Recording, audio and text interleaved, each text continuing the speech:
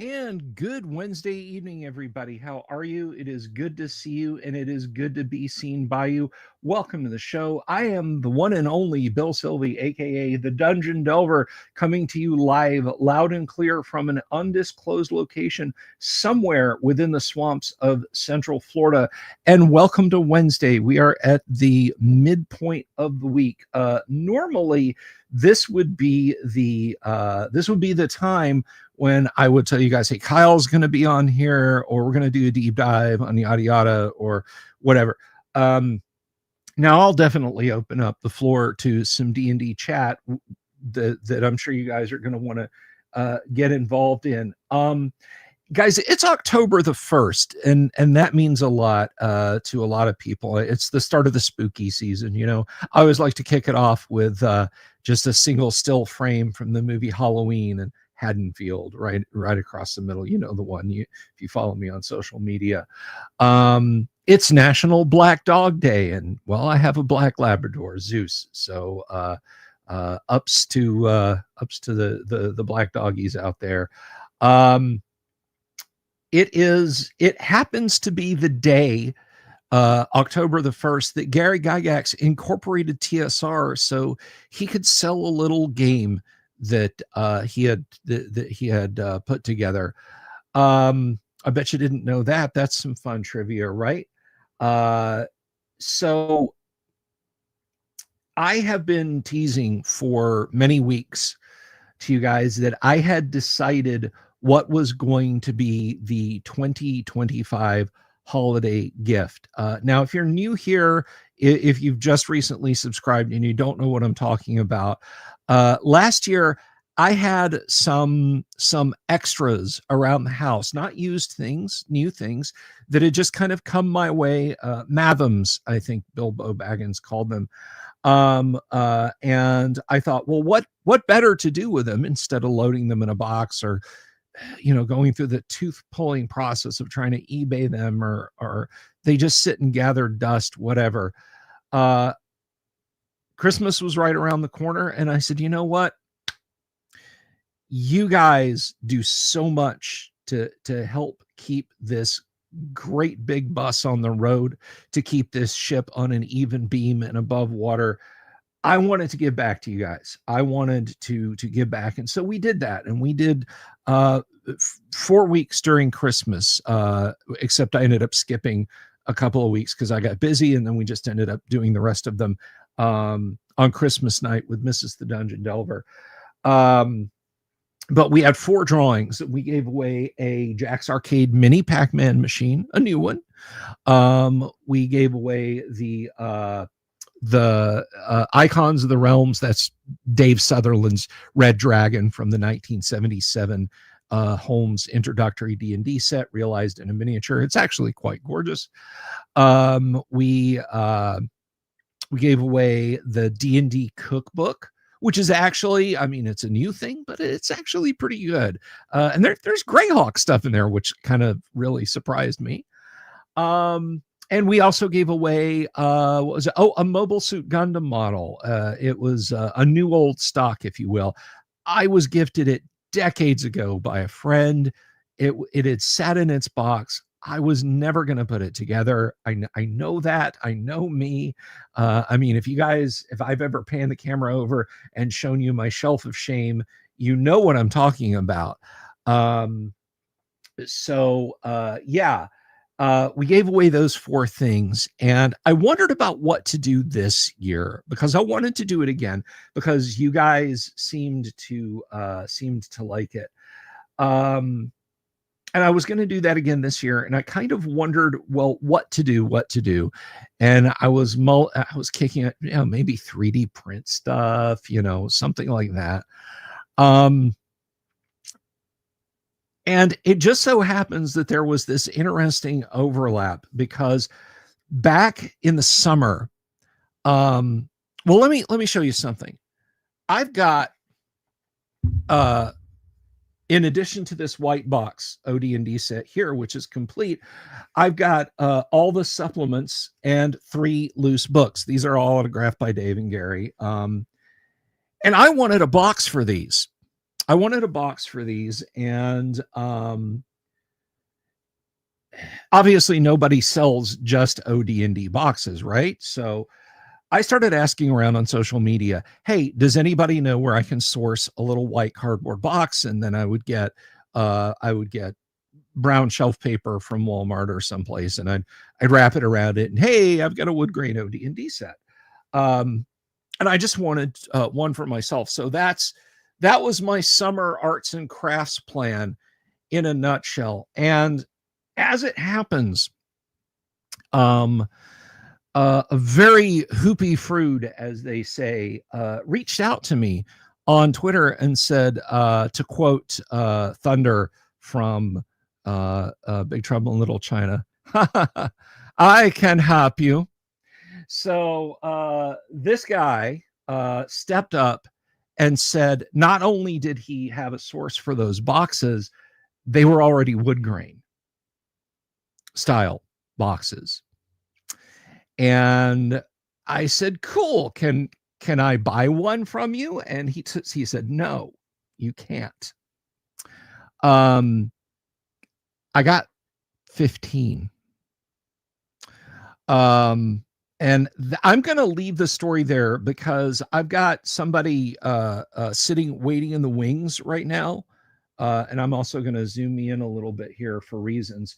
And I'm gonna pick this up with this individual. He's been on the show before. I'm going to link to his stuff. I kind of wanted to not spoiler it, but I am going to change the description below to link to what he's got going on, because he's got a Kickstarter that's happening, that's launching in literally just a few minutes, and he's going to go do that live, like Yang did over on his channel when I was with him earlier today. So everybody, please, I want you to welcome Matthew Tapp, creator of Barrows and Borderlands, and so many other cool things. Matthew, hello. Hey, how you doing?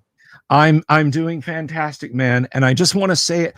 I have been bursting to say this since the end, or rather the beginning of our interactions. But of course, I wanted to keep things under wraps. Thank you all from the bottom of my heart for all that you've done to make what I'm about to reveal to everybody happen. That you are 50% of how this has come together. I mean, I maybe could have knocked together some cockamamie thing for myself, but you stepped up because you have been bold enough to do this. And I want to, while you're here, I want to show my audience just real quick, Matthew. I'm going to slide us over like this so I get a slightly more zoomed in. For those of you who've been wondering, and maybe you think you know because I've been hinting around it, talking, folks, the 2025 holiday gift this year that 4 of you will have a potential to win is a reproduction of original Dungeons and Dragons. Matthew is why I was able to create these. And I say I created them. This is his handiwork here, okay? He told me what materials to get and did all of the important stuff to do this. Matt, I really cannot thank you enough, dude.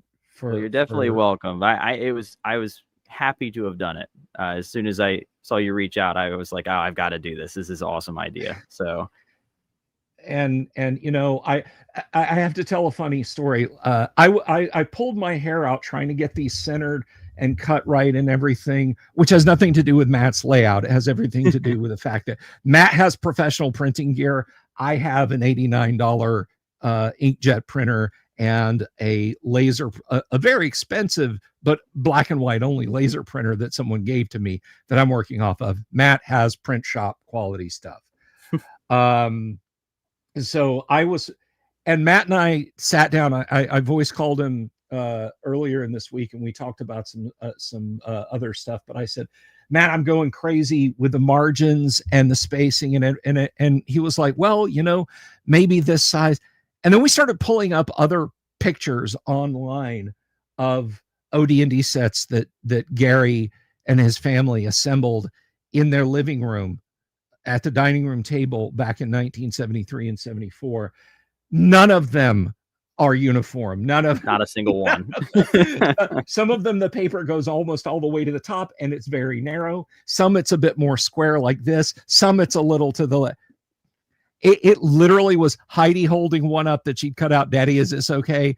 Yeah, put it in the pile over there, honey. That's it. So Matt, from the bottom of my heart, thank you for helping me put these boxes together. And while I open this, because guys, there's something in this also it's not just the box.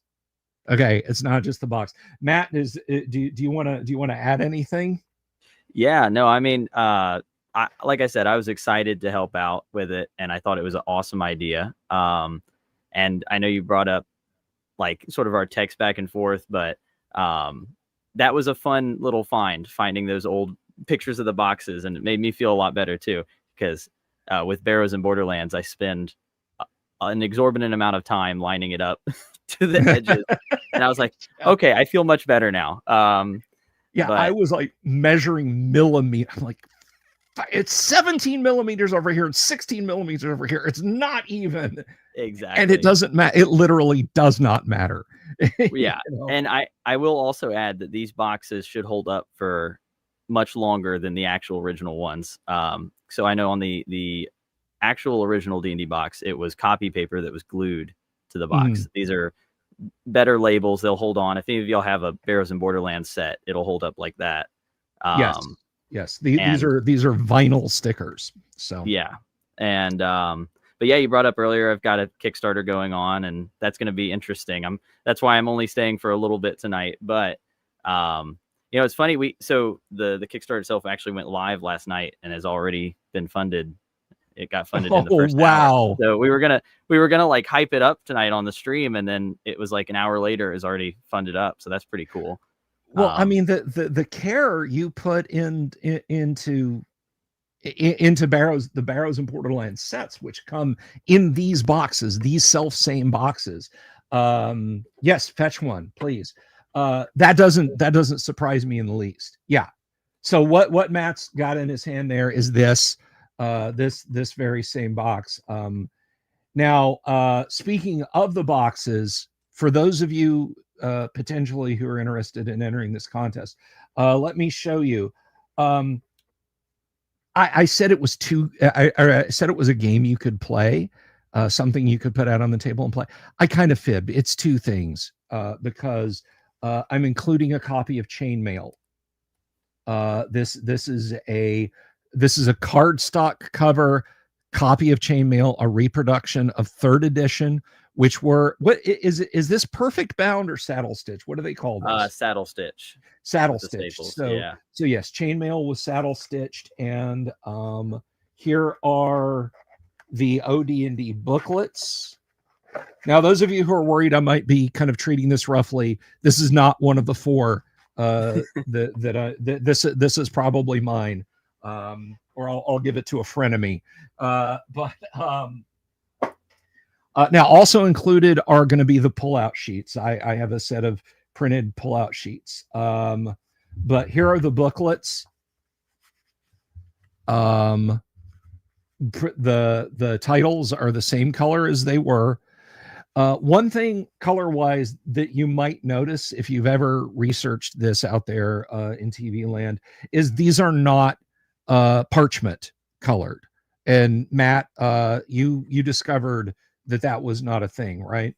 Yeah, the original company that made the parchment covers went out of business, or at least they stopped selling that stock a little while ago. I think back in 2018. But the covers themselves, those are the same ones that are on the B&B books, right? The textured or cardstock. Yes, Yeah. Yeah, this is the grain texture. Yeah. And I think theoretically, if you wanted to go crazy, you could get, I would imagine a paper company could reproduce the original covers, but I'm sure they would want you to order thousands upon thousands of it to make that happen. Yeah, So Mrs. the Dungeon Delver is not letting me park 5 pallets of yellowed parchment cover for, you know, the maybe 10 or 20 more of these I'll ever make in my life. So that's not going to happen. But it is the same paperweight on the cover. With it same paperweight on the cover, same paperweight inside. Yep. And it's textured as well. It's hard to see with it being white, but they're textured as well. Yes, you'll feel it when you handle it. St. Cuthbert, yes, I have made 4 of these OD&D original box sets as my Christmas giveaways this year. But now one thing I did do when Matt and I were sitting down, because the text inside these is done in the Futura font, which is what TSR originally put in the OD&D books. The basis of these is the Wizards of the Coast reprints, but Matt and I did some editing on those. So percent layer is percent liar, as it should be. As it should be. As it should be. And I did remove the Wizards of the Coast logo from all of the booklets. So those of you who receive these, there will be no indication. And Matt, you did a little bit of despecialization yourself on these. Yeah, well, a little bit there. And I because I wanted a reprint for my table, and I bought the Wizards of the Coast cover, but I wanted something cool to run to show to my players, because I before we run our games, I give them a little bit of D&D history, and we go showing old paperworks and stuff, and so it's nice to have them, and I can pass them out without being scared that they're going to destroy actual OD&D books with Cheeto fingers. Right. So yes, Ents, Balrogs, and Hobbits are back on the menu, courtesy of Matt in these. And now Ptolemachus asked, does it come with a certificate of unauthenticity? Yes, I will unauthorize these to be unofficial, unauthentic OD&D reprints. So these no nipping off to eBay on December 26th and trying often, mint brand new OD&D set, $27,000, no low bidders. I know what I've got. And we did that with the so in the Kickstarter, we're doing reprints of the Arduin trilogy from 1977. Now on those, we made sure on the inner cover that there is a logo so that you do not so you don't fool people on eBay, because that was a big thing. It's yeah, that I'm sure somebody will try it though. So so all these will be marked inside the lid. You will have a little number X of X books. We'll call it the Tap Sylvie edition, maybe something like that. But one thing that I do want to I do want to mention with this also, Matt, and I don't remember if I told you this, 2 of these sets that I'm making, one is being donated to the EggCon charity auction. Oh, nice. And one is being donated to the Page charity auction. Nice. So your handiwork is going there as well, and they again will be marked. I talked to Paul Stormberg about this before I even pulled the trigger on it, when I was just like, so am I just going to end up with all these boxes? Because it's Paul's wheelhouse to sell D&D antiques. And I said, are you okay with me doing this as long as I mark them as replicas? And he was like, yes, I'm okay with you doing that. So this, Bob Gnarly just dipping in, this is the this year's holiday gift, a reprint, a reproduction of original D&D that Matt here helped helped make happen. So, is there anything else you'd like to add? I don't want to keep you any later than Well, you need to be here, Matt. yeah, we've got tons of little announcements tonight and everything. Today's been crazy with the Kickstarter and everything. But I guess, if y'all want to go check it out, it's the Arduin's Portal to Adventure. And I wanted Do to me a thank. favor, paste that into the studio chat, and I'll put it up Yeah. on screen right now. Yeah, I'll do that. And while I'm pulling that up as well, I wanted to thank Dungeon Delver because I'm having him help me out on a little something secret too on the back end. Because yeah, I also want to gush about that, but I'm not gonna yet. yeah, So it's a fun little thing, and it pertains to his particular skills, like Liam Neeson. So I have a certain set of skills. Now, yeah, exactly. if you walk away from this and Batmax Kickstarter, everything's fine. Yeah. But if you don't, I will find you and I will make you back Matt's Kickstarter. Sorry, that's my best Liam Neeson voice. That's as good as you get. No, it's Arduin's Portal to Adventure, 3 games by 3 publishers, and if it's a good old classic starter set for old school games. So tons of stuff, over 800 pages of stuff actually. But I am going to go ahead and hop off here in a second, and I'm going to be on all over the place tonight. We're going on Shadow Suns later, and Shadow and Sun. But, right. Well, thank you again. Thank you again so much, Matt, for the help that you were with getting this done. Again, this started as a crazy harebrained summer, I need a project to stop from going stir crazy, and you turn this into a full-blown Delver's Dungeon event. So thank you for helping make this happen, and I will talk to you again real soon. Well, okay, thank you for making great content. So been watching your show for years, so it was awesome. But thanks, man. The rest of y'all have a good one. Enjoy the rest of the show. All right, take care, brother. All righty, and so I'm going to sit here and hold this, but I want to I did want to say something real quick. Let's see. Because I have to gently tease Bob Gnarly's Magic Van here a little bit. You when you were like, yeah, I'm going to back you as a YouTube member, but whatever the gift is, just give it to somebody else if I win. I knew you'd change your mind when you saw, brother. I knew you'd change your mind. So your name will be up on the wheel, and that brings me to the important part about this. Yeah, I thought you might. And that is, how do you potentially qualify for this set? I am going to publish all the rules nonsense about that, but briefly, you must be a channel backer on Patreon or with a YouTube membership.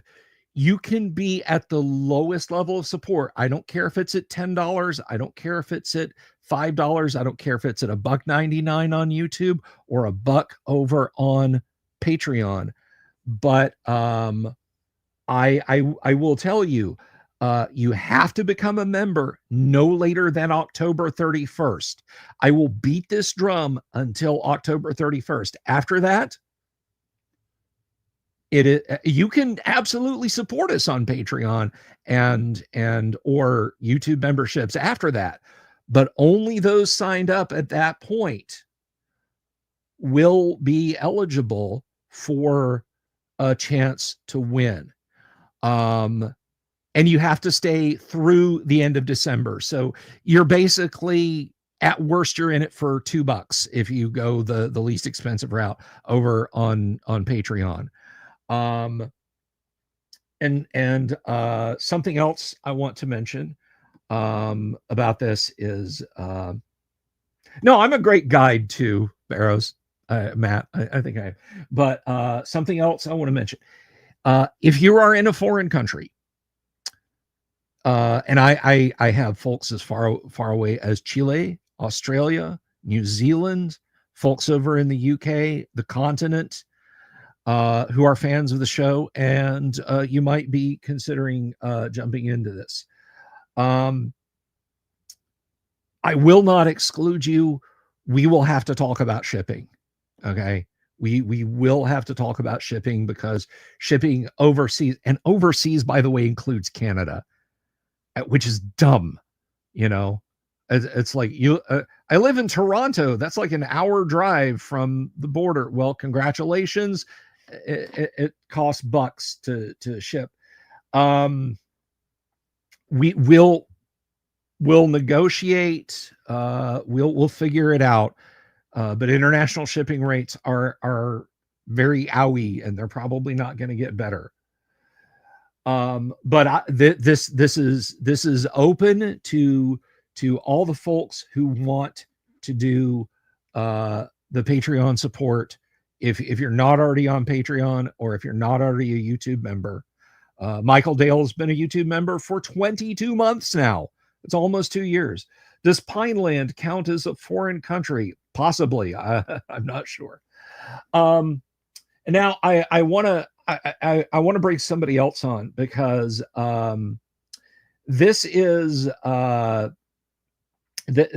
part of how I was able to get this together particularly quickly, like I did when I finally got all of the materials. And folks, I can tell you, the Delver's Dungeon here, until I started cleaning up, was full of materials scattered everywhere. The cardstock for the covers, the vinyl stickers for the box cover and spine, the 25-pound cotton paper, a ream of that, all the misprints, the paper cutter, all that stuff scattered everywhere. But she who has kept me chugging along with this effort, not that I haven't enjoyed it, but has been a great help, and I'm going to bring her on right now. And so everybody, please say hello to the lovely Mrs. the Dungeon Delver. There she is. Hello. Hello. So you usually Mrs. Delver, like on Christmas night, she'll be here in the studio with me. It's a little warm out here. It's a little toasty warm, so I didn't want her to have to basically crowd around flower that I am. studio lights. What is the opposite of a hothouse flower, right? Yes, yeah, a little snowflake. That's me. It's a bit crisp in December, but the opposite of that in October. It's still like 90 something outside. So yeah, ugh. yeah. We'll go outside and make Care for that. grass angels and something. But anyway, so yes, she helped me get this arranged, and it was the weirdest thing. We won't go down the nuts and bolts rabbit hole on this too far, but she helped me like get this centered on the sticker in PowerPoint, which I never think of as a desktop publishing tool. Problem solving is kind of my shtick. Yeah, so we got this together, and then when I was even like, but it's off a millimeter, and then Matt and I sat down and looked, and none of the ones that Gary made, when you brought it to me, there were 2 on a page, landscape, yes. and I'm looking at it, I'm like, there's A, it's not centered. B, there's like a wider margin on one side than the other. The actual hell is going on with this? I'm like, okay, you're gonna do printing 2 on a page, makes sense. Save paper. What's going on here? What were you printing this from? He's like, oh, I'm printing it from the JPEG or whatever. I'm like, why ever would you do that? Printing it from looks at me like, but... why? Blink. I'm like, okay, send me the file. Like, no. It doesn't make any sense. And I'm like looking at it. I'm like, how are you? I'm like, okay, let me. Because I mean, I worked in pre-press, but I was a customer service rep, so it's not like I knew Photoshop or anything. And besides, I was in pre-press in the 90s. Yeah, right? Yeah. There were still wax pinup boards back then, but yeah, I mean, I took my pre-press training, had the whiteboards and the, if you know what I am talking about, non-repro blue pens. Well, someone at the office the other day, and he looked at me and he said, What the fuck was that? We here in the D&D world, we know all about the non-repro blue because all TSR's maps were printed non-repro blue to stop people from Xerox. Graph paper, that pale blue, because Xerox copy machines wouldn't pick up that blue, which is why to this day most legal papers will tell you must sign in black ink. Yes. Dumb but true. Paladin Steve asks, is it allowed for me to really, really want one of these and still call myself a paladin? Paladins are permitted up to 3 magic items. Aren't they relics? I mean, holy books. So yes, these are holy relics. So I don't think this even counts against the magic item count. So these are the you said there's like sheets are going to go in there. Wouldn't those be like scrolls or something? I think so. So. There you go. So yeah, Mrs. I am the queen of rationalization. Where is my crown? So yeah, Mrs. the Dungeon Delver helped me get this sorted, get this finalized. And I censored that shit. I'm just saying. I'm like, this is not right. Like my OCD is kicking. I'm like, you got to censor this. Like, why isn't it done? I didn't know the originals were censored. And the hell of it is what Matt sent me, and he would absolutely say this if he were still here on the stream with us. But what Matt sent me, he just feeds to his printers, and they do properly. Sure. Because like every printer, like I said, I've got it like it was probably, I said it was $89, but it was probably more like $120 new. Printers have always driven you crazy. Yeah, they really have. It's just a thing.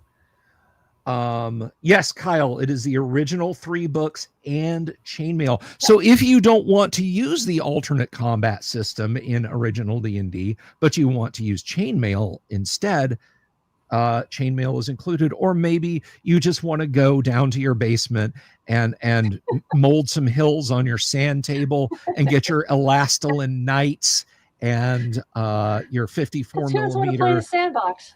marks Indians to use as trolls and giants and play some chainmail. You will now have a set of chainmail books to use. And yes, there are the quick reference the quick reference sheets.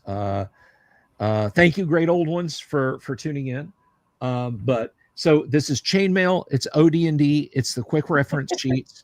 This is, and guys, something I want to point out, this is a fully playable game. This is not, I mean, if you get it and you're like, holy relic, putting on the mantle, never gonna touch. We'll be, super flattered. You do what is it? The Nigel Tufnell, it's like, well, don't touch it. Well, I wasn't going to touch it. I'm just pointing. Well, don't point at it. Don't look at it. Don't look at it. Finished here.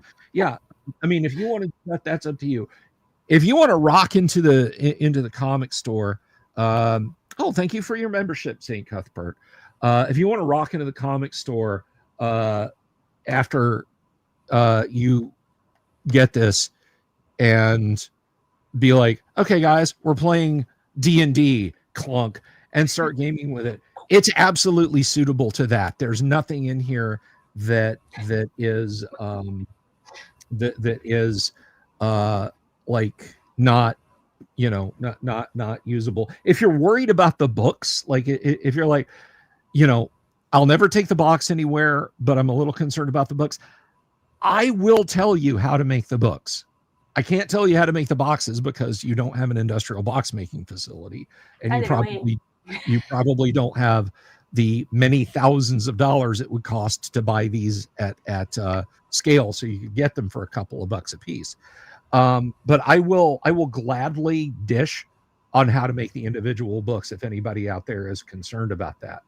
I'll tell you all about it. Yes, I will tell you all about it. And as I said to Matt, and I think I told you about this, Colin. Well, I mean, could probably hear us sitting back in the green room, but there are 2 of these going out to auctions also. One is going to EggCon for their Gary Gygax educational fund auction for 2026. And the other, I called Ron Mishkeller today, and I said, "Hey, Ron, you guys do an auction at Page, right?" He was like, yeah. Why? And I was like, "Can I send you something?" And I told him about it. So he was over the moon. So one will be auctioned at Page, and one will be auctioned at EggCon. Bob Gnarly wants to know how I'm keeping WotC off my ass. This is a fan project. This is I'm not doing this at scale. There are lots of people who do little projects like this out there. We're not setting precedent. We're following it. Yeah. I am giving these away. I am giving these away. That scene in was it Lock, Stock, and Two Smoking Barrels, where it says, mine says Desert Eagle down the side, and yours says replica. Yes. We will. We will definitely have to put together a little replica sting. But that was us. That was Snatch. That was Snatch. Dang it. Yeah. My second favorite. That's okay. But Vinnie Jones, great bit of dialogue from Vinnie Jones. It's like, seeing as how mine says Desert Eagle down the side, and yours says 50, and yours says replica. So yes, these are being given away. The goodness of my heart.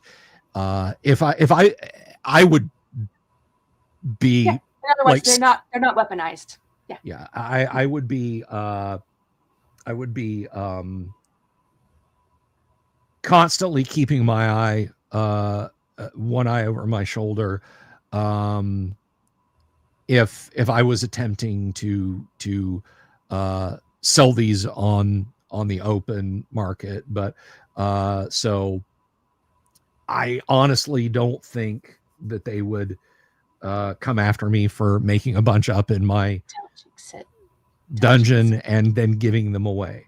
So I don't think. I'm not a lawyer. So well, I mean, they are who they are, but we're not going to jinx it. So stop saying it. My hope is that the 4 will find a good home, and that the 2 that I auction, or rather that Heidi and Eric are going to auction off next July at EggCon, and that the Page organizers are going to auction off in January. I will be there, by the way. I will be there in Philadelphia at Page in January. My hopes is that the people that get them, she will fill it. It's too cold. Nope. Yeah, WotC doesn't print good D&D books anymore, so I should be fine. Yeah, I can see a WotC exec getting this. Like somebody from legal sends it up, and he's like, "What the hell is this? It's a box." What is it? Is this a new product line of ours? No, actually, no. Some Boy Scout make this. I don't know what the hell this is. Is there a digital download option for this? No, get it out of my office. This is a narc-free zone, man. No narcs. Yeah. But snitches get stitches. I'm not concerned about this. And they will be marked again. As I said, there will be notifications in these saying, hey, this is a reproduction. It's unoriginal. It's very unoriginal. Exactly. But I mean, let's be honest. Tens of people watch my show. So I'm not super concerned about this getting over the radar. But I don't think they're hunting down one of 6 copies either, Bob. So there was something else I was going to mention about the actual, let's see, you got to be a member through the end of December. Join no later than October 31st, or a patron. International shipping, I talked about that. 2 are going to auction. Mrs. the Dungeon Delver, is there anything anything if you can think of anything you'd like to throw in? I know it's St. Cuthbert wants to know if you asked Paul if you should sign them. Have you considered it? Well, you know what? It's funny because when I talked to Eric Garland today about the one that I will send to Eggcon, and you know what? I'm just gonna say this. I'm sending Heidi and Eric one as a Christmas gift. They're probably not going to watch us live stream. But Big Lizard, careful. There's a 5% chance he'll hear you and appear, and I don't want it to happen to you, brother.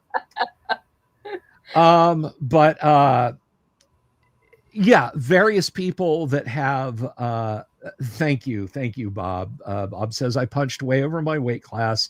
My friend, the wife is beauty. Yes, she is. I know what I was doing. Very much.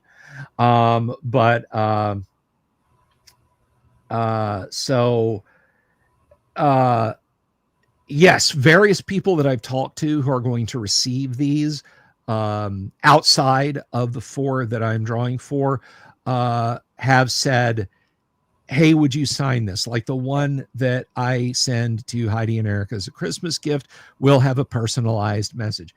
If your name is drawn, whoever's name is drawn, if you want a personalized message on the inside of the lid, sure. I will absolutely limerick. Yeah. I will absolutely do that for. I will also warn you that my handwriting has suffered. His handwriting is terrible. Age. But you'll always know it's his. Yeah, exactly. Oh, what did Bill write in the book? He wrote. Don't you know? Yeah, there you quote him. Don't try to put it into Google Translate. Yeah. Atomic FX, definitely not trying to grease the prize wheel. The prize wheel is thrown to the ground. Just stop. No, it's a base gauntlet. Might so start rolling and take you right back around. Was it signed? Okay, I couldn't remember if the one you got was signed or not, Bob. I thought there was some contention over whether or not I did sign it, but I'm glad to know that I did that. Big Lizard. Big Lizard. If you're a patron, then your luck is as good as it's going to get. But if you're not a patron and you're not a YouTube member, your sacrifice to Orcus is in vain. Not that he won't mind, but yes. So now I'm going to be going back to that because I'm going to be on for a while, and we're going to talk D&D, and I'll take any questions and chit chat you guys have. I wish I had like a stand that I could put this on for people who come in later, and they'd be like, la la la. Is that a wood grain OD&D set I see on camera? And, I could then put it behind you, in front of your monitor. Oh, like that? Yeah. The arms. You're welcome. The arms of the monitor. Arms of the angels. Yes. Something. I don't even like that song. So, that's perfect. That song. I really like that's it. Perfect. I'm going to. You need like an arrow, like pointing at it. I think it's pretty distinct. Vanna White, like here you go.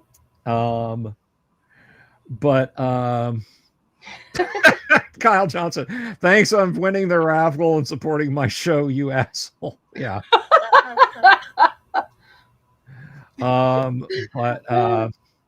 Daniel Rowan just catching up on Yang's stream from earlier today. Did you just pop in, Daniel? Do you know what all this is about? You know what all this going on is?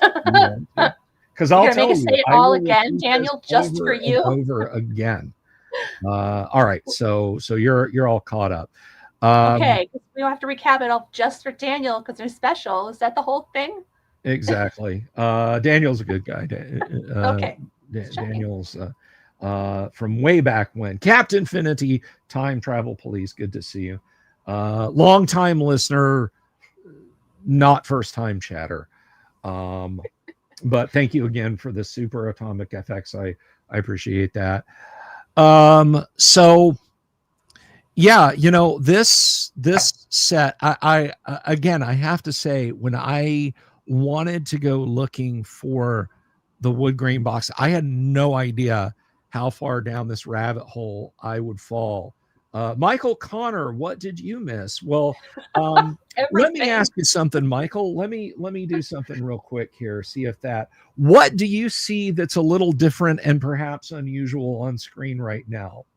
Is it gonna see You me? tell me, other than Mrs. the Because Dungeon that would be the Delver, wrong answer. other than Mrs. the Dungeon Delver, but what's happening? Did you miss a raffle? Was it you've been here for then? I thought. Yeah, this is literally just a summer project, and I never, like, I had done this before, and I was almost to the point where I was like, okay, there's companies that sell like flat gift boxes. I guess I'll just get one of those and do the shelf paper on it. Yes, Kyle. Michael, it's a Robotech war game. Good for you, man. Yes, Kyle, you have until October 31st. You are right there. That is Kyle, correct. You have until Halloween. But here's the thing, Kyle, you are already a channel member. Kyle Johnson, you are a channel member. That's why for the 31st. Why you are showing in green. So it's a member, or it is a patron. That thing.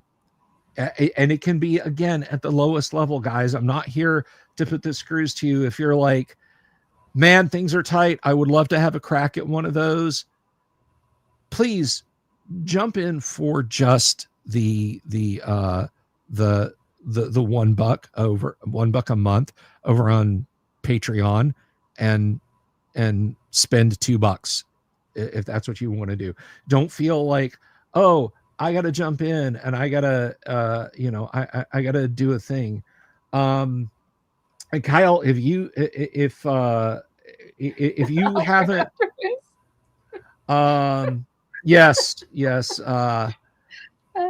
Sorry, not this year, maybe next year. I can't crochet. Kyle, if you haven't signed up for a membership, someone might have gifted it to you, but if you want to go over on Patreon and spend the dollar, just set it to like auto renew, and then in January switch it off after that's done. Utility drop in like a hot something. Yeah. You need a Bill Mini as the gift. I don't think anyone wants that, Bob. I don't think anybody wants it. I already know what I'm going to give next year. I have already decided, and it will be another TTRPG product. But that's, I'm not going to hint. I'm not going to touch on it. But this right here, if you're just tuning in, Michael, I'll be 100% serious. This is a reproduction of original D&D. It's the 3 booklets, the reference sheets, and a reproduction of Chainmail. It's unoriginal. It is 90. The card stock for the covers is not the gold color, the gold brown color like this was back in the day. It's not going to be that color. However, everything else on it is that color. So you will have 2 games in the box should you win it. I'm still convinced that color was tobacco because the 70s.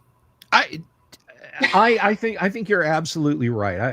I think you're absolutely right. The thing about it is me in a wizard outfit, it's a wizard. You can go to Reaper or Effin Cool's online store, or go to Hero Forge and print it, or Dark Sword. Any wizard will do. If you're going to put me in a wizard outfit, let's see. Wizards are paunchy. They have long gray hair, a pointy hat, and a robe. And there, you got a Bill Sylvie mini. That's your point. Is that from the White Box campaign? I'm not sure what you mean, the White Box campaign. It went with a burnt orange with wine. Exactly. You know, you put this, you'd put these books on your wood grain linoleum topped hexagonal table or octagonal table in your 1970s house, and it would match the washing machine and the stove and the refrigerator enamel colors. Mrs. the Dungeon Delver is a queen. That's her likeness. I don't have an NIL deal with her yet, so I'd have to get her permission to do that. Like I said earlier, I'm the queen of the rationalization. She is the queen of the rationalization. Absolutely. So, yes. And to qualify for this, Michael, this is support the show as a patron. Join Patreon no later than October 31st. Remain a supporter through the end of December, and you will qualify for the drawing, which will be Mrs. the Dungeon Delver. The drawing will be Christmas Eve. That's Christmas night. Christmas night. That's okay. So we will spin the wheel of chaos, and everyone. Basically, we will lock in on November 1st. On November 1st, I will sit down with the because I download as a database off of Patreon and off of YouTube with the list of names, and I will put those in. I will check on a daily basis because I know a lot of people will like. Maybe there's someone out there who literally they became a patron or a YouTube member 3 years ago, and they have now completely forgotten about it. And they're going through their PayPal or their Visa or their Amex bill, and they're like, $5 to Google or $5 to Patreon. What the hell is this? And they use Rocket Money, or that's not a plug, by the way, or somebody like that, and they're like, oh, yeah, man, I don't even do TTRPG anymore. Cancel. You know, that might happen. That might pop up. Maybe somebody's in a situation where their financial situation changes to the point that $1 makes all the difference in the world. I've been there. It's furlough season. I've been there. So, and they come off. If they come off during that period, then I will remove them from the list. But after the 31st, I won't be adding any patrons or YouTube memberships to the list. You're welcome to sign up. And let me tell you why that's a good thing to do, even though that won't get you a shot at an OD&D set. That will, if you stick with it through the year, that will get you a shot at the 2026 gift. And starting in 2026, starting in January of 2026, and I'm saying this with Mrs. the Dungeon Delver on the channel, so she will hold my feet to the fire on this. Starting again in 2026, Master Thief level Patreons and YouTube members will receive mini AD&D modules again. I am going back to doing what I should have been doing a long time, and I am putting those back in. She will make sure I get it done. It's a short little adventure. I should be able to do one every month for you guys who support me at that level. So look for that. Look for that, please. Kyle Johnson says $5 to see more butts. Well, I mean, if that's all you want to spend on it.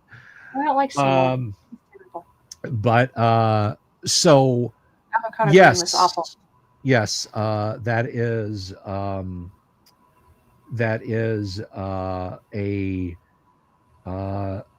a shot at that. I mean, I'm going to be 100% honest. I wish I could send one of these to everybody who is just follows me on social media, but I don't have for everyone in our house. Yes, we don't have a big house, so I I don't have the $40,000 or $50,000 just to get the boxes, and I don't have the means to print all the stuff in them because I would burn. This is the type of job that at that level would destroy the printers that I have. So, and possibly our marriage. But Yeah. I absolutely think that that there would be there in a perfect world there would be maybe something even bigger. I mean, hell, if I hit that $1 billion lottery, I'd buy 4 of these original ones off of eBay and give those out. Would you though? Yes, I would. Okay. St. Cuthbert asks, does a generous donation to the Bill Sylvie Gaming Fund help our hearts? No, but it does foster a lot of goodwill. It makes us feel really, really good. 'Tis the season. Because let me get serious for a minute. Let me tell you guys something. And I don't think Colleen has heard me say this. You guys have probably a lot, but I am going to repeat that again. When I started doing this, when COVID rolled around and they, locked us up in our houses, and you can't go to the game store, you can't go play TTRPGs, you can't, you can't. I have a lot of friends who were going down hard because of that, because that was their jam, that was their thing to do, was to go, and that was their social night, that was their trip to the pub, that was their trip to the club, was getting together with their friends and playing D&D or other nerdly pursuits. I took one of the webcams that's just, now I use it just kind of as an ancillary camera out there on the table. The microphone I had at the time, I plugged them into my PC, and in the middle of one afternoon, because it was like Tuesday, Colleen, I'm sure you remember this, Tuesday, it was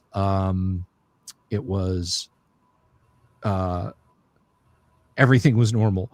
Wednesday, they were like, it's don't go out of your house. Yeah, I had to call you from the parking lot because I was like, I'm gonna need a power cable for this laptop that I just got issued, because I was the last person in the office with a desktop computer. Yeah.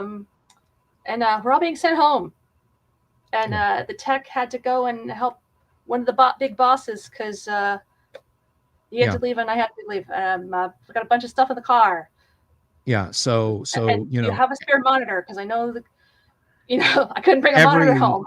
Everything transitioned back home, and so I sat down in the middle of the afternoon of the next day, and I plugged in my camera, I plugged in my microphone, and I said, guys, I'm here. You're not alone. You're not by yourselves.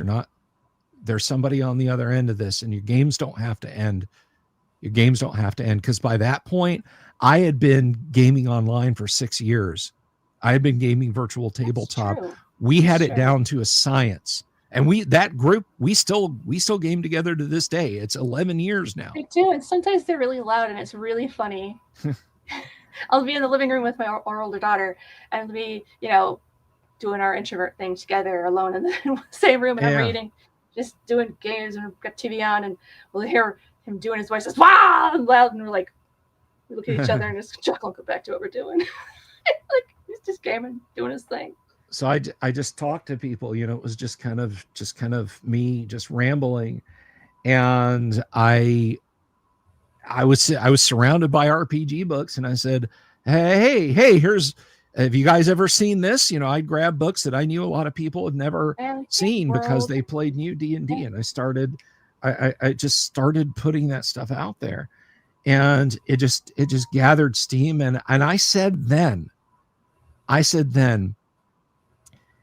that if there was one person watching, and there were days when it was active viewers on Facebook, because that's where I did it first, on Facebook, active viewers, one, people watching, one. So I was having a one-to-one conversation with people sometimes and answering their questions. Sometimes it was 4 or 5.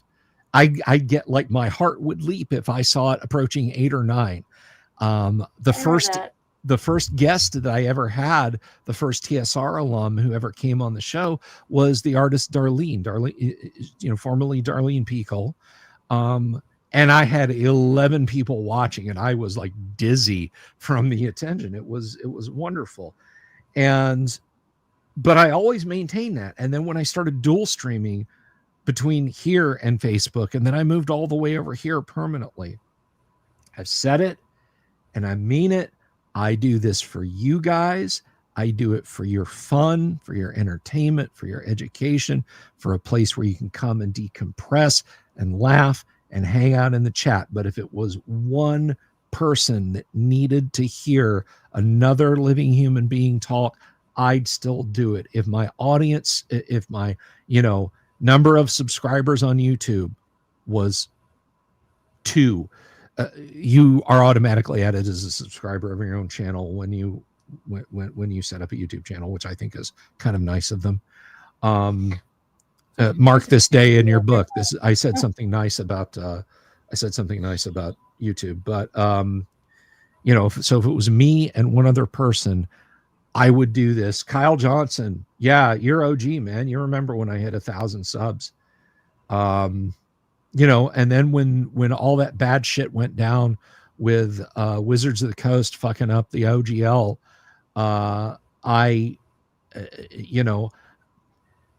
did 4 or 5 things came out in the space of like a day and a half.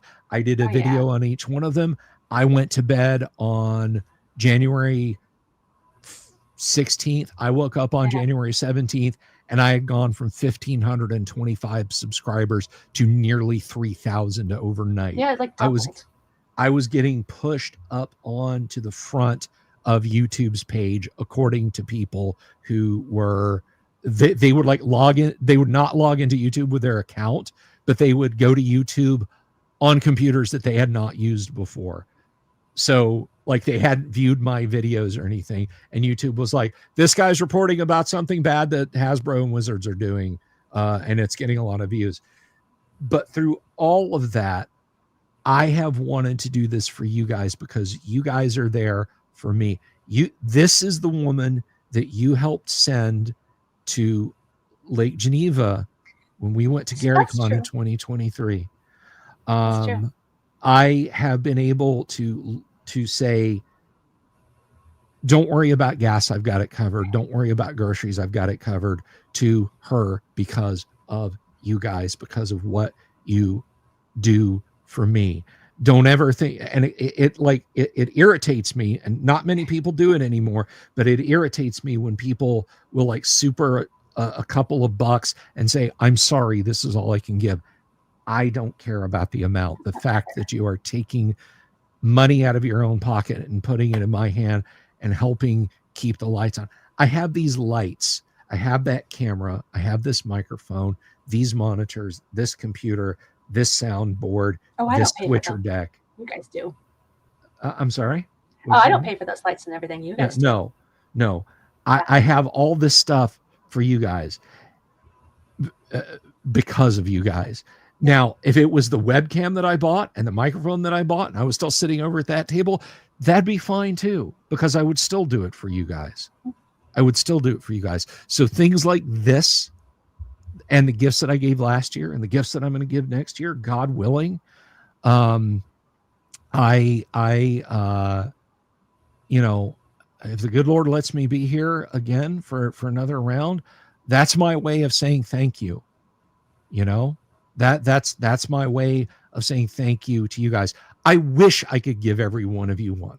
I honest to God, if I had a warehouse and industrial printers and stuff like that, I would knock them out and I would give Wizards the middle finger and say, I'm giving them away. Well, we can still give them the middle finger. That's totally I can still free. give WotC the middle finger.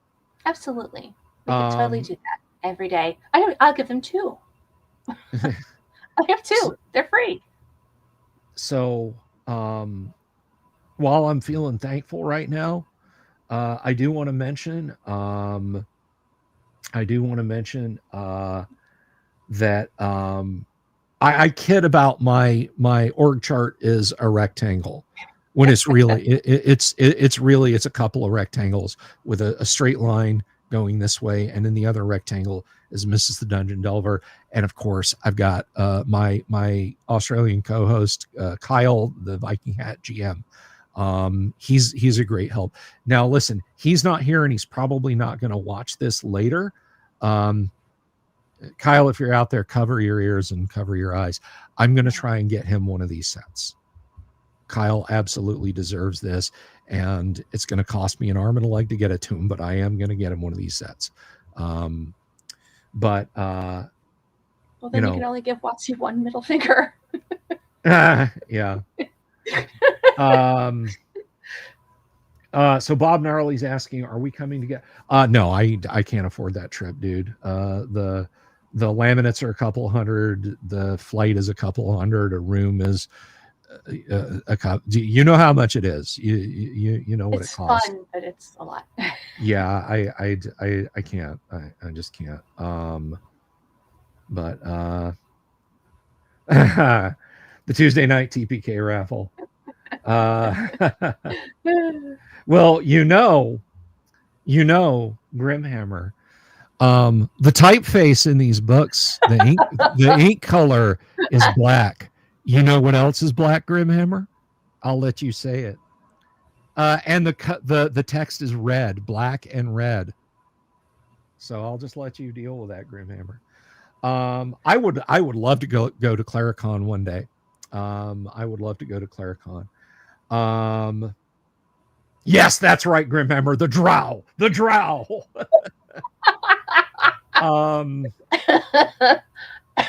Are you allowed to share this news online? Absolutely, positively. I will ask that you not mention what I said about Kyle getting one and one for the Gygax family. Yeah. But as far as telling people that that I am doing this giveaway, absolutely. I'm going to publish up the rules for it. I actually found this out. I don't know if you knew this, Mrs. Didi, but Didi. Ooh, what does this button do? No. What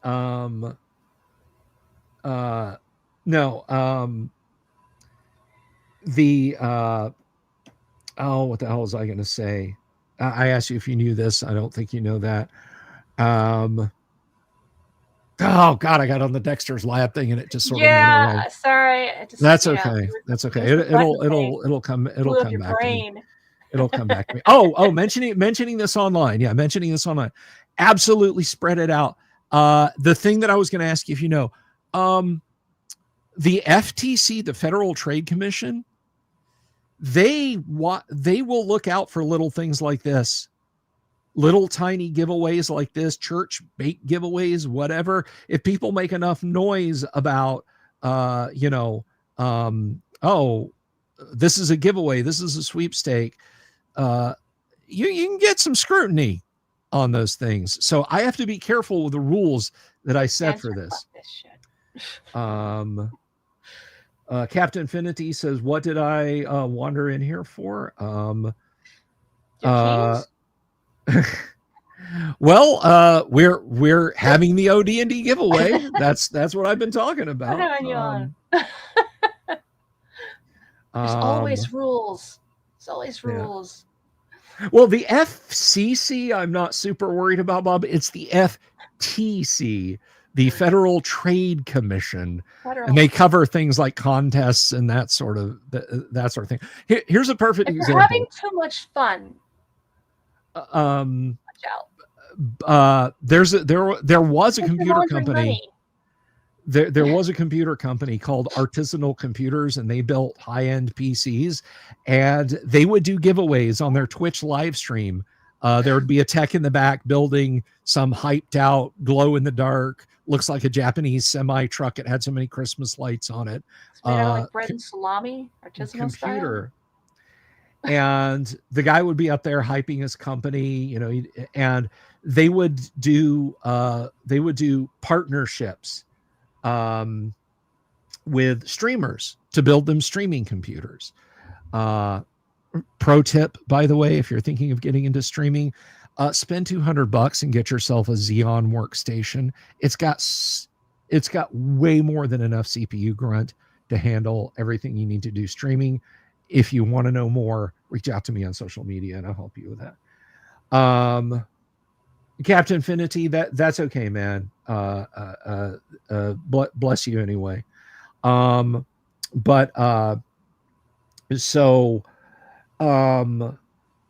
Yeah, artisanal computer guy. He would roll. Yes, they are. He would roll a die, and it was a D20. It always bothered me. It was a gaming die. He'd roll a D20, and he would pick people from a list, streamers from a list. And one night, he rolled the D20 and said, "Congratulations to Jane Smith." And he pulls up her Twitch page live on their live stream and is like, "Oh, no. Sorry. You only have 2,650 engagements. No. We're not doing that. Time for the re-roll."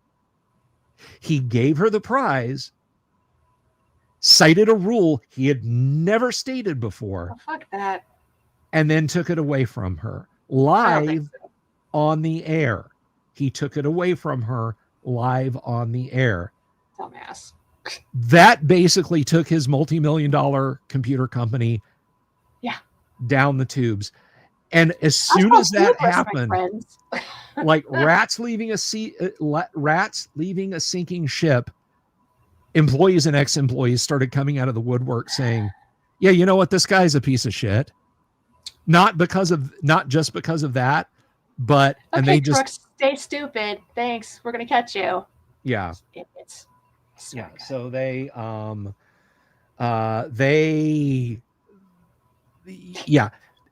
it got so bad the guy legally changed his name and has gone dark. Well, he should. He was already dark.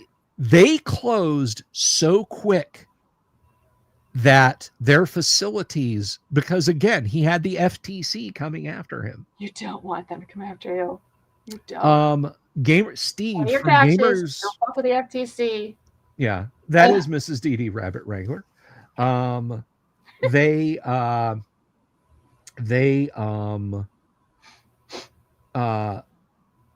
Steve from Gamers Nexus did a whole expose on the thing. You can find this on YouTube. But like they went to the facility where this guy's computer company was. There were computers like mid-build, like the side of the case is open, cables are hanging out. There were computers on the repair rack. There were dozens of people who had PCs in their repair pipeline that are like my important documents, my children's photos, my video project, all this stuff is locked up in their warehouse.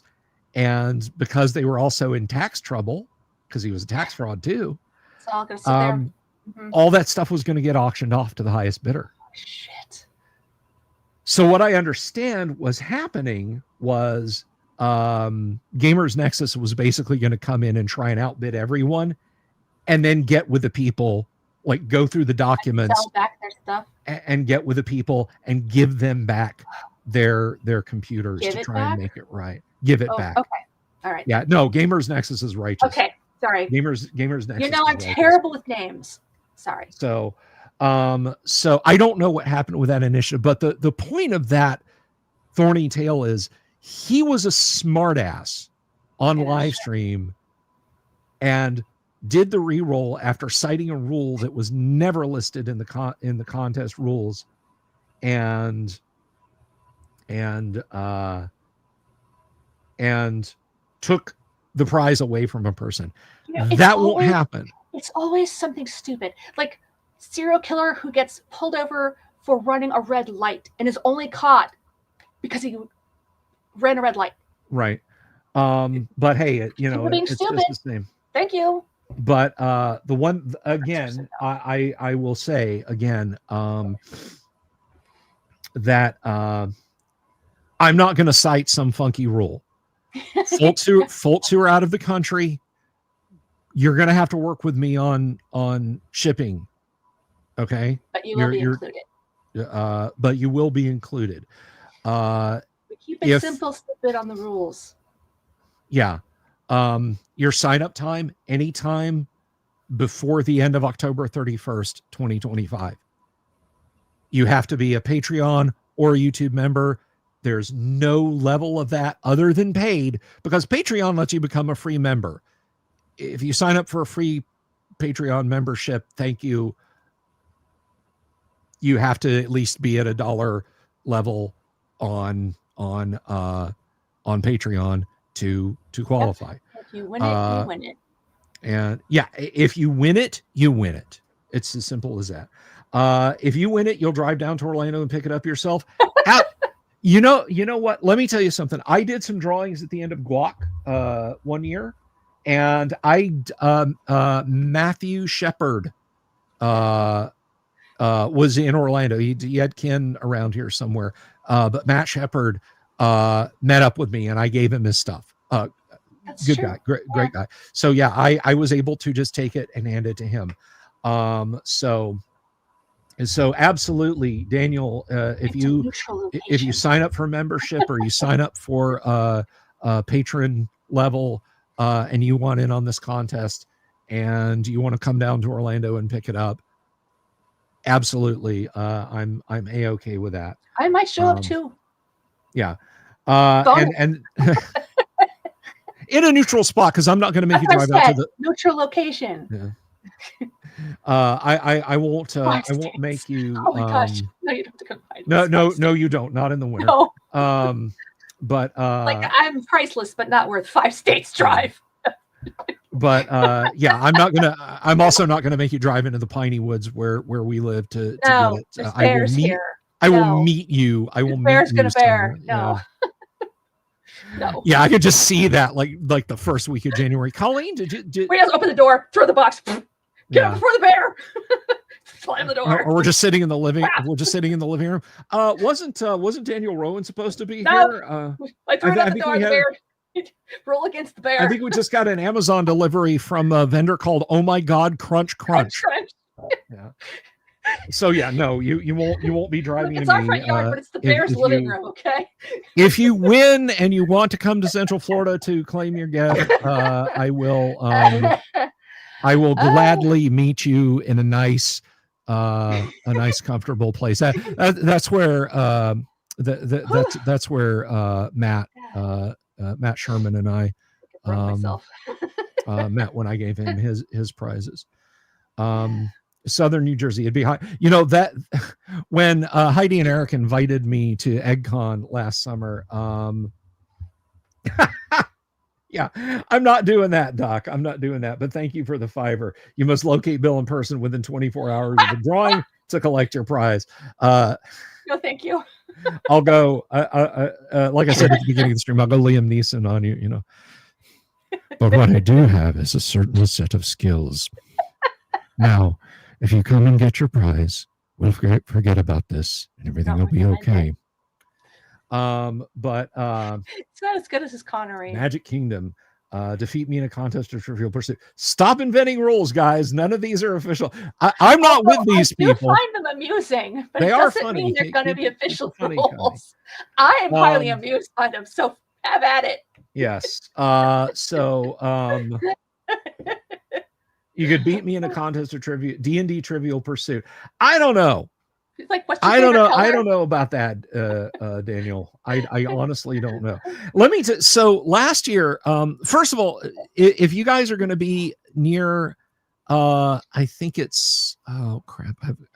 You know what? I'm going to find out right now, because I love to promote my fellow YouTuber D&D classic D&D YouTubers. And so I'm going to find out real quick where this is. Okay. Glen Williams, Ontario, October 24th to 26th is Claricon, the Dungeon Minister's little convention. And it is little because he wants it to be a small convention. But yeah, I'm gonna put this up on the screen.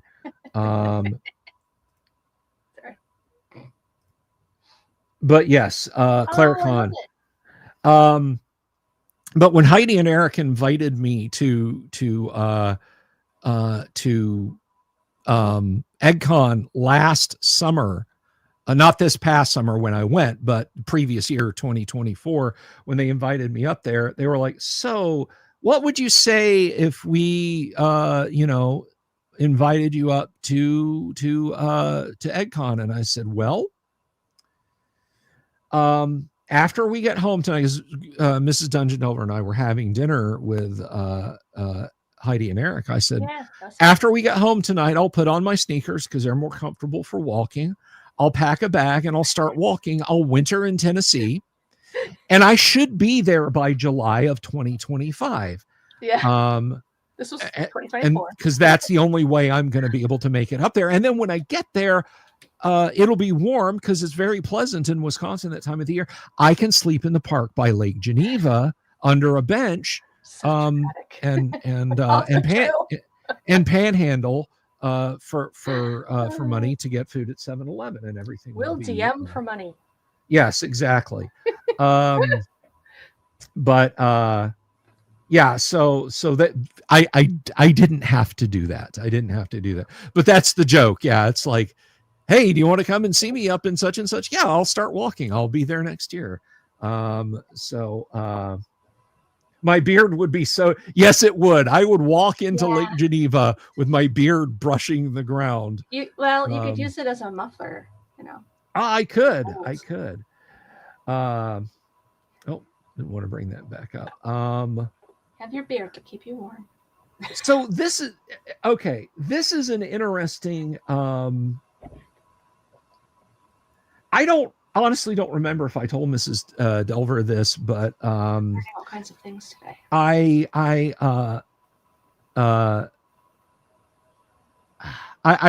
did tell Heidi and Eric this. I was sitting outside of the little hall where the vendor area was on was it Saturday? I think it was Saturday of EggCon. And I had my laminate on, and the badge, this thing, lanyard, lanyard, and this guy asked me, he's like, "Oh, is there some kind of D&D thing going on?" And I was like, "Yeah," and I told him about it, and he just kind of nodded, and he said, "Yeah, I'm in town from," I think he said Detroit or something like that. Maybe I'll check it out. And then he stopped and thought for a minute. Now, if somebody had said to me, if I said D&D thing X to somebody, and then they said, yeah, my dad created D&D, or my dad worked for D&D, I'd be like, oh, that's very cool, whatever, and just move on. But this guy said to me, he's like, you ever hear of a D&D artist called Diesel? They call him Diesel, I think now. I said, Dave, and he's at LaForce. He finished it for me. And this guy was a little younger than me. He's a wiry dude, so he may have been my age or even a little older. But he was a wiry dude. And I was like, yeah, great art he did for D&D. And he's like, yeah, that's my dad. That's awesome. I was like, really? That was. And he's like, yeah. I didn't talk to him for a few years though. So I honestly don't know if this was just some bullshitter there, who was just telling me that, or if that was just having to be Dave S. LaForce's son sitting. It was a very strange moment. And again, I haven't talked to Dave. I want to have Dave back on the show again, because Dave LaForce and I talked for like 5 hours the first night he was on here. Like weird things happen to me at these cons where people talk to me and I'm like, I have great conversations, and later you come by and you're like, do you know who you were talking to? And I'm like, yeah, no. Seems really nice. I am reminded of the night that we had author DM Raltz on, who's just a fascinating guy. He is I don't know if you follow I think he's the Sleepy Autumn Peeper over on X. But I was sitting here and I had him on, and he was talking because he worked at Wizards of the Coast and did a bunch of indie TTRPG stuff. And he is sitting there chatting with me. And in, I don't know, I usually keep social media open on my other monitor. So I don't know if it was on X or if it was on Discord or where, but it starts blowing up, and it was T-shirted Historian. He's like, dude, do you know who you're talking to? Do you know who that is you're talking to? And just my blood kind of went cold because I didn't. I knew he had history in TTRPGs, so I'm like, he's not like a serial killer or something, is he? You'll say, who do you know? Talk to him like, well, it was this really nice older guy. He looked like he was dressed up like, like an old timey train driver. I'm like, oh. Oh yeah. The Tom Wham story, yeah. Yeah, and terrible names. I remember people look like we talked about what we talked about, everything about them, but the the tag in my brain with their name is just gone. Yeah. All my life. I lost Trivial Pursuit because I couldn't get my brain to say the name of the actor who played Han Solo. Swear to God, so pissed. I guess you couldn't afford to remember that at the time. Thanks for that. You're Never welcome. living it down, hey, Gonzalo. Yes, this is Mrs. Delver. Now, Gonzalo, you just popped in. I don't know if you've been listening, but I will finish my story. So I messaged him back. I was like, no, who is it? Expecting like this. That guy is String of Horrible Things. But he came back and said, that guy is the guy that got me into TTRPG writing. This guy is fantastic. You got to listen to him. I was like, because we've had a few moments where we're like, oh no, Gonzalo, oh no. Gonzalo, looking here at the studio layout, Gonzalo, yes, Mrs. the Dungeon Delver is co-hosting. What do you see that might attract your eye or be different? And now, if you've been here for like an hour already, that's fine, if you know. But people who are late. You can believe the Zodiac Killer was at Gen Con is 70,000 people nowadays.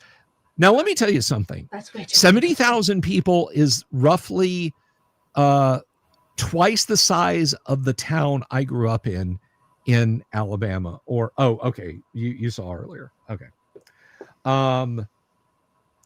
That represents a huge number of people. 70,000 people is not small. That will fill an NFL stadium.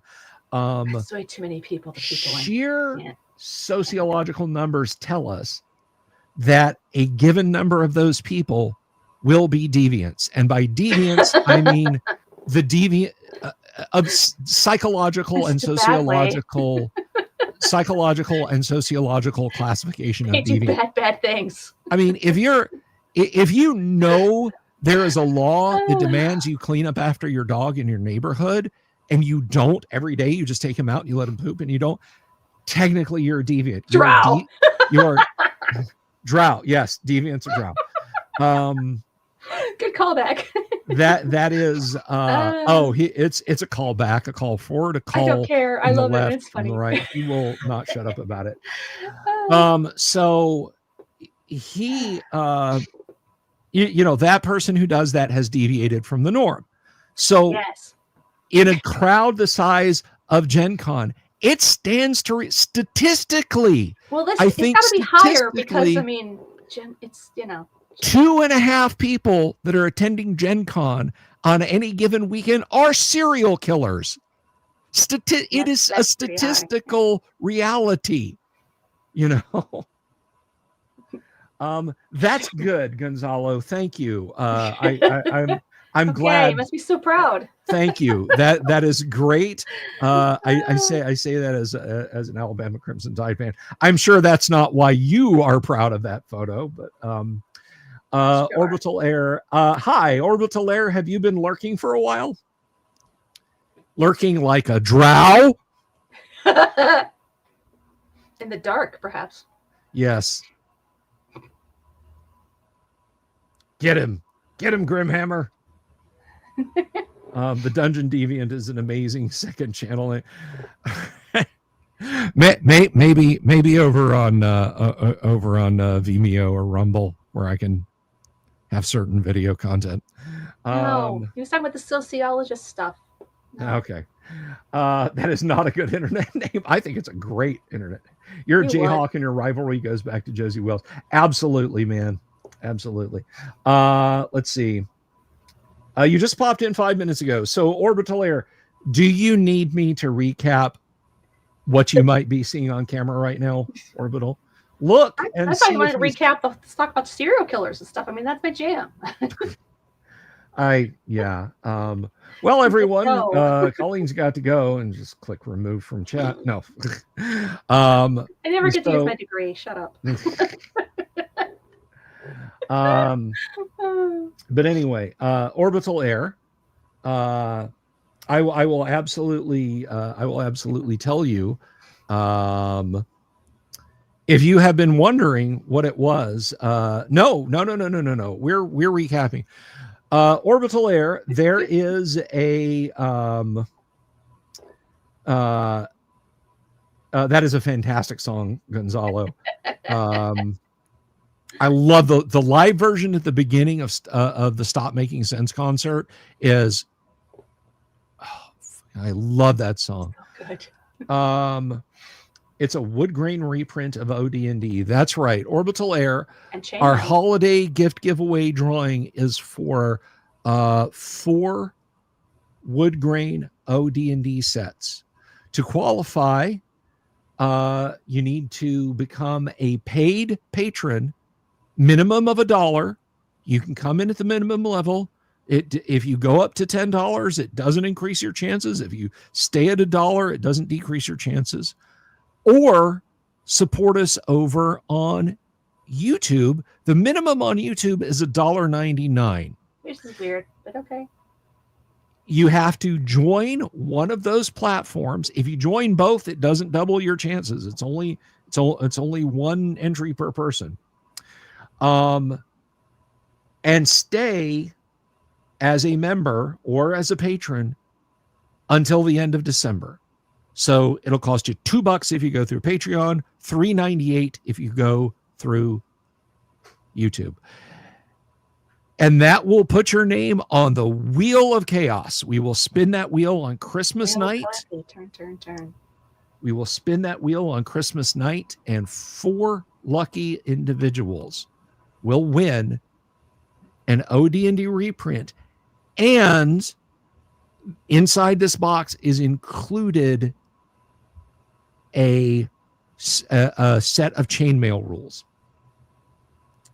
It's open to international. Oh, it's $2.99. I apologize. I've been saying that it is $1.99. It's $2.99. So $4.98. $4.98. So even more of a reason, if you're feeling thrifty, to go over to Patreon. And all that is linked down there, by the way. I mean, like I said, it's still furlough season. So if that's a consideration for you, which could be many people. Yes. $1 a better deal for you.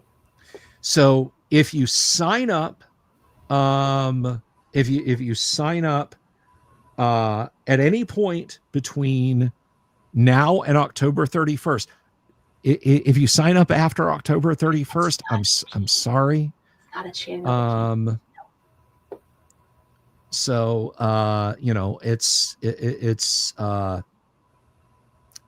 is the them's the rules. If you are out of if you are not in the United States, if I have to ship it foreign, you and I are going to have to make arrangements for shipping coverage. We will make arrangements. But this is open to everyone. So it is. And Kennick, you just got here. The gift is a reproduction wood grain original D&D set with chainmail. This has reproductions of the booklets. It's reproductions. And the pull-out sheets. Yes. So this is. Let me show you. I will open this back up.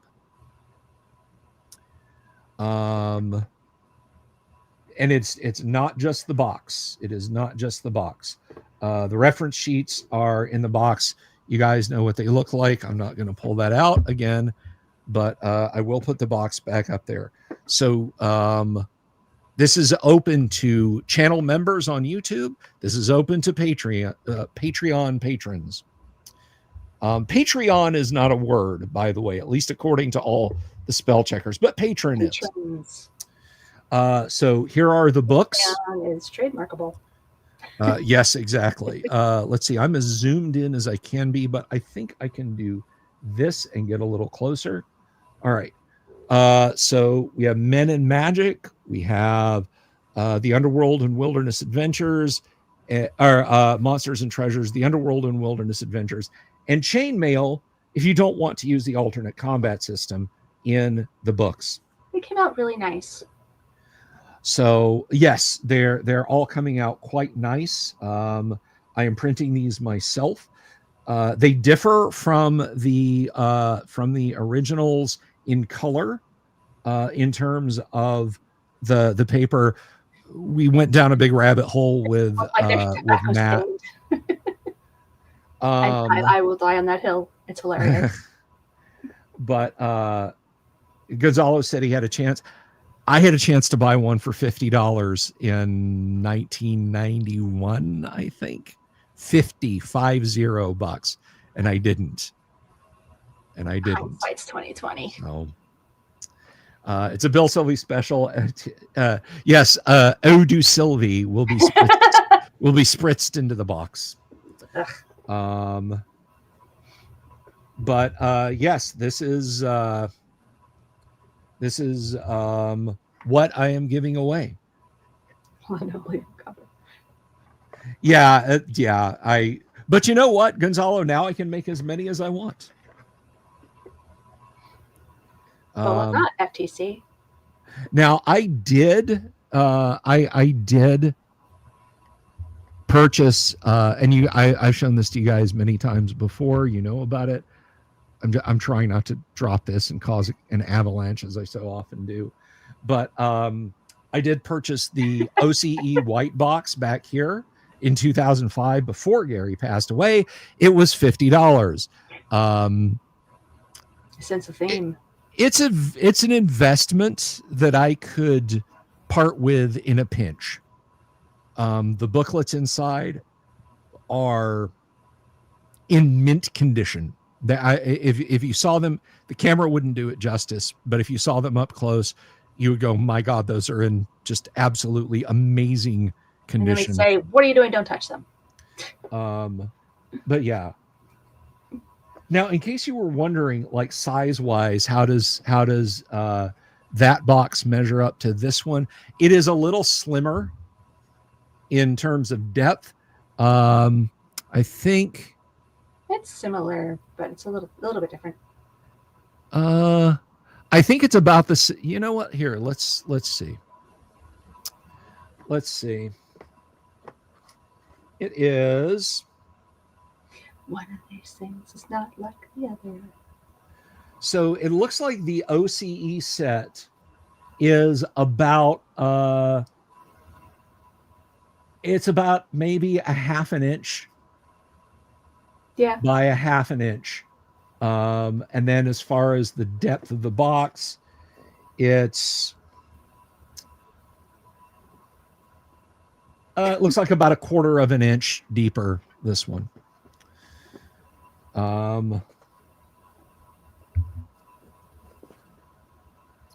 So this is what I am giving away. Give it away, give it away, give it away now. 4 of them for a lucky person. Not all 4 for one lucky person. Congratulations, Kennick, you get all 4. Nope. 4 people will each win 1, and that will include a chainmail and a set of the rules in the lovely box. This is not a box that you guys will get because I keep picking it up and handling it, and it'll probably be worn to hell and gone by Christmas. So that one will go. That one will go on the shelf or something, or I'll find some worthy who doesn't care about the wearing. Like, the floor version, like the one shoe that goes on the floor. Yes, exactly. The TV on the floor in Curtis Mathis has the broken channel changer knob and is stuck on like PBS or something that they sell you for like $149. Okay, is anyone else here old enough? I don't know if you are, Colleen. Do you remember Curtis Mathis stores? I remember the name, but I don't think I was ever in one. Yes. I think there were I one know or the name two. of something. That means I heard it a lot because names. Yeah, that they actually got into making their own electronics, and the last big push I remember for Curtis Mathis was actually in Total Recall. Oh. The video monitors on Mars, like you see them mounted on brackets, have this big orange Curtis Mathis product placement logo. So you can see it. You can see it, and you can't miss it. Maybe that's where my subconscious is picking it up, and I might be going, "What the fuck is Curtis Mathis?" But yeah, they were high-end audio video stores back in the 70s and 80s. The only other thing I can think of that was ever like that, like in your face, look at this, this is product, was in a Frasier from the late 90s. I want to say probably 98 or 99, in someone's office. Like I don't even remember whose office it was, but I remember seeing there was a I remember because we got these at my job at Star Systems. Some of the first flat panel LCD monitors. And if you were doing heavy IT work, or just in the corporate world where they wanted everything that was as chic as possible, you remember those early like 15 to 17 inch LCD monitors that were so god awful and smeary and had such persistence issues. It's like you'd move the mouse and it looked like you were finger painting. They were just the most dreadful thing in the world. And like a 17 inch flat panel monitor would set you back like $3,000. But on an episode of Frasier, in somebody's office, they had one, and on the back of the monitor, I'm not kidding you, was the red Compaq logo. Now, I worked with Compaq gear all the time at my job. The Compaq logo on anything was like 2 inches long and maybe 3/4 of an inch high. It was not big, but it was red letters. You could identify Compaq gear. When Compaq bought their product placement on the product placement Frasier, it was as wide as the monitor and as tall as the upper half of the monitor. Yeah. It was bonkers how big it was. But see, that was being shown on a 4x3 400 line television. It would have been a blurry mess. Well, I don't know. I can't see it. Can you think we can make that bigger? Yeah, exactly. Go to the product placement guys. Get a bumper sticker size. There's a reason I didn't go into marketing. Yeah. A few reasons. But too cynical.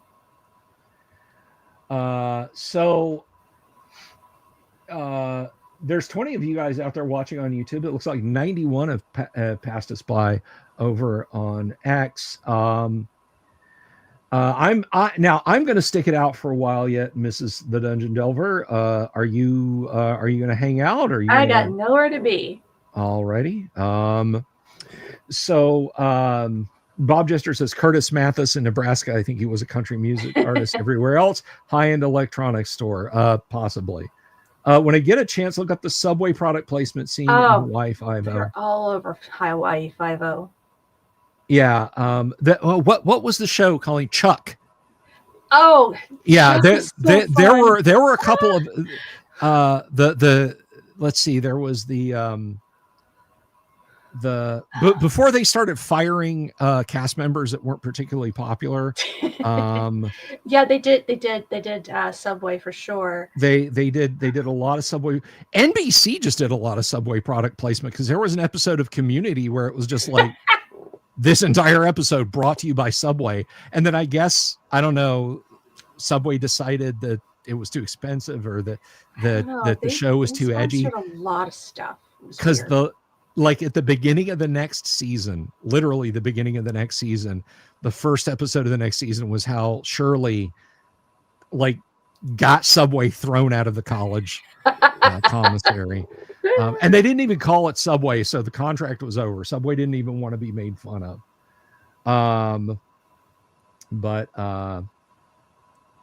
But yeah, so it was Chuck. It was it was Chuck, and it was that was the worst ending ever. Community, where just like Subway just rolled up with a van of money and told NBC, put all of our shit in your shows. Community was bonkers. It was so fun and weird. It does border on the scene from Wayne's World, Kyle. It absolutely borders on that scene. Wayne, I was thinking of Wayne's World too. It was just on the other day. I was watching an episode of the TV show Emergency, showing my age again. Why? Because it was good. Emergency was good. No, I'm thinking of one of the newer ones that's really crap. No. This was the 1970s. This was nothing like that. So this was about firefighters, ER doctors, and EMTs back in the 70s. They have shows about each one of them now, and they're all terrible. But so they're taking the ambulance now. They filmed it in Burbank, right? You knew they filmed it in Burbank. They said that they filmed it in Burbank, and so they show like the rig rounds the corner, sirens blazing, horns blasting, and it goes down the street. And I'm watching, and it's a crane shot. Must have been a very expensive shot for him to get. It's a crane shot of guys. I don't know Burbank, California, so I guess the Sunset Strip or a main thoroughfare. Subway in the 70s. And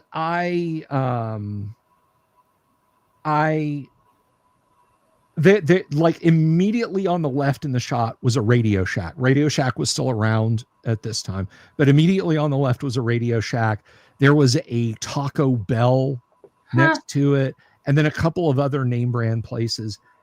And I'm watching, and I think I had my laptop near me in the living room, but I pull my laptop up and I start looking on Google Maps, and they were close enough in the crane shot that that you could see the name of the street that they were turning onto.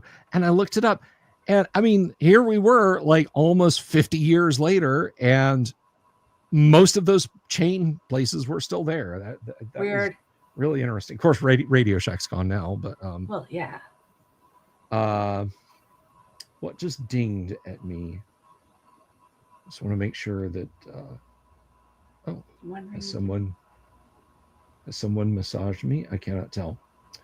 But anyhow, they rebooted Hawaii Five-0. It was a little weird. One of my friends really loved it, so I was like, okay, I'll watch this for you. And I was like, why am I watching this? Yeah. Yes, they did do Adam 12 crossovers on Emergency occasionally. Yes, they did. And they remade Magnum PI, and it was terrible. Awful. Absolute shite. Fucking terrible. Absolute shite. So therefore, in my mind, it never happened. There is one Thomas Magnum. He is a Vietnam veteran. He was a SEAL team member, and he wore this fucking shirt. That one. All right. And the red one. Mm-hmm. And it was a Detroit Tigers fan. Yes, he was a Detroit Tigers fan. And Higgins was not a blonde woman. Yeah. I'm just saying. Yeah. Make your own television shows. Jonathan. If you're going to remake something, be creative in a different way, please. Yeah. Get better writers. For the love of God. Get better writers. Or call me. I'll at least give you a better idea. I think anybody could have given them a better idea. I don't think, no. Not anybody. Not anybody. But for the love of God. Yeah. I mean, anybody would buy Dent, therefore. It was bad, and therefore it never happened. Yeah. Oh, so bad. So bad. Like Diet Cola. No, like Crystal Pepsi. Yes. It was Crystal Pepsi bad. Now some D&D content. Magnum PI crossed over with Angela Lansbury on Murder, She Wrote. Magnum PI crossed over with Simon and Simon. Yes, I loved that one. Great because episodes. They were so good. But I think there was something about Simon and Simon. I don't know if I wasn't allowed to watch it, or if maybe it was in the same time as something else. I don't know. But we were a Magnum PI household. Oh yeah. Oh, absolutely. We were too. We had to watch. We always had to watch Magnum PI. It was religious. We heard. It was a little. No bullshit. We heard people clapping and cheering when Magnum shot Ivan. We had the fan on. Our sliding back door to the patio in the apartment quad open. Ivan. Yes. Did you see the sunrise this morning? Yes. Why? Oh. Pow. Donald P. Belsario fought like hell to have that scene included. He was right. The execs did not want to do that. They did not want to put that scene in. And he was like, this has got to be. This has got to be. Magnum has been pushed to his ultimate edge. He's going someplace there's no coming back from. He was pushed there. He was right. So it just made sense for the character. It was just good writing.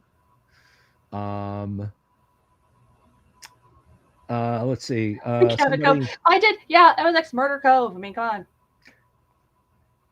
Yes. So for a certain number of years, depending on how you plot the days, somebody said, like, playing with Tom Selleck. That's awesome. That's awesome. Cabot Cove had was more dangerous than where was it? It was like more dangerous than probably Times Square or something. No. It was like more dangerous than Juarez, Mexico. You're literally safer being south of the border in Juarez, Mexico than you were in Cabot Cove. You had less of a chance of dying on a daily basis for a set number of years than you did in Juarez, Mexico. Hilarious. But yes, Mork and Mindy was a spinoff from Happy Days. But when to steer this back away from just generic culture, I can't believe only 110 people are watching, and folks don't know about they don't know about the OD&D box set that we're giving away in the holiday drawing. I hope people will jump on this. I have a standalone video I shot this morning twice. I'll explain that. I still haven't seen it. I didn't sign up on that. You haven't seen what? Huh? I haven't seen the video. I haven't uploaded the video,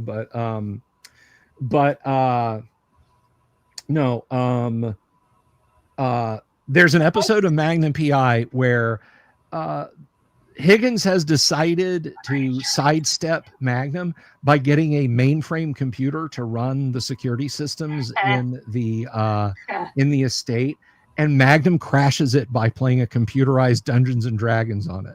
Oh, that's awesome. Yeah.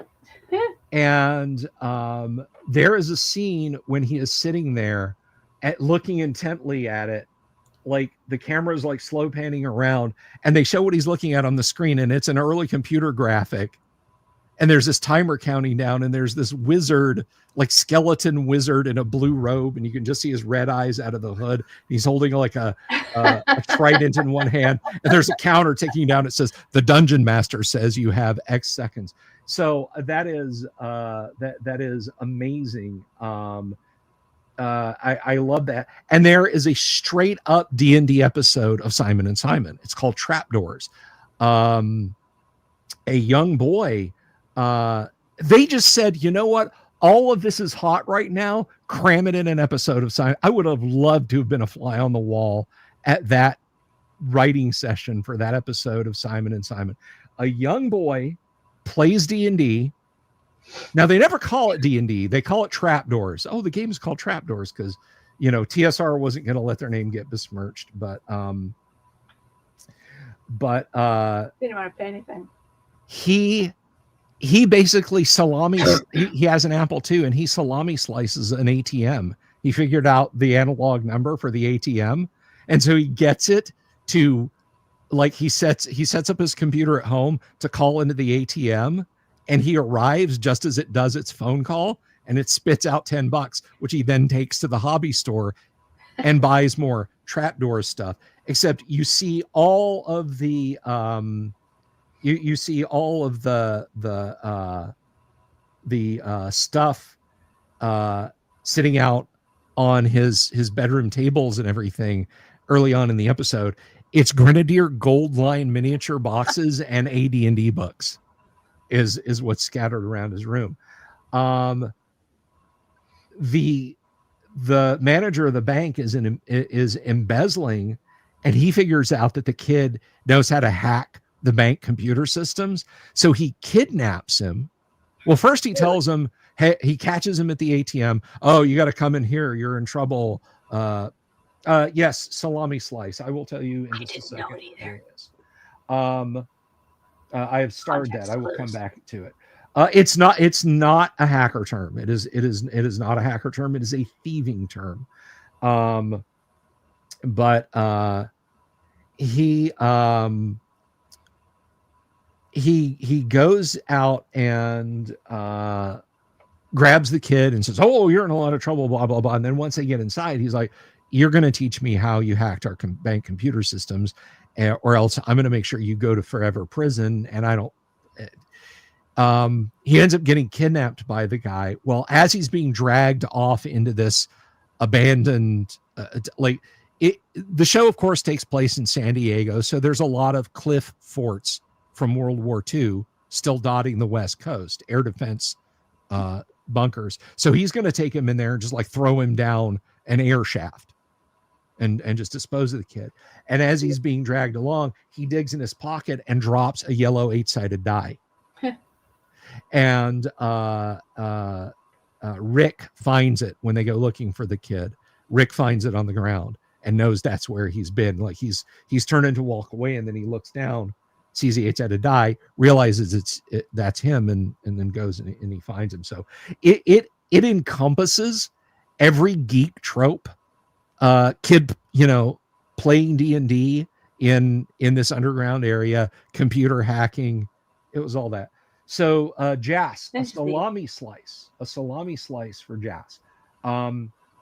If you work at a deli and you want to steal a whole salami, you don't steal the whole salami. You'll get caught. Piece at a time. You cut off one thin slice at a time. They do this in Superman 3, and they do it and they even reference doing it in Superman 3 in Office Space. Because in Superman 3,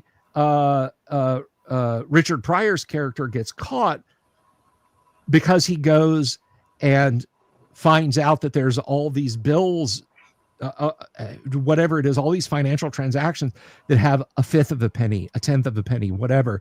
He sets up a program to take those and round them into a bank account. And there's enough that it piles up over time. Not enough for you to miss because these tiny little pieces. It's not enough for you to miss. But he does get caught by the evil boss played by Robert Vaughn, and Robert Vaughn makes him write a computer program that can defeat Superman. It's a silly movie. But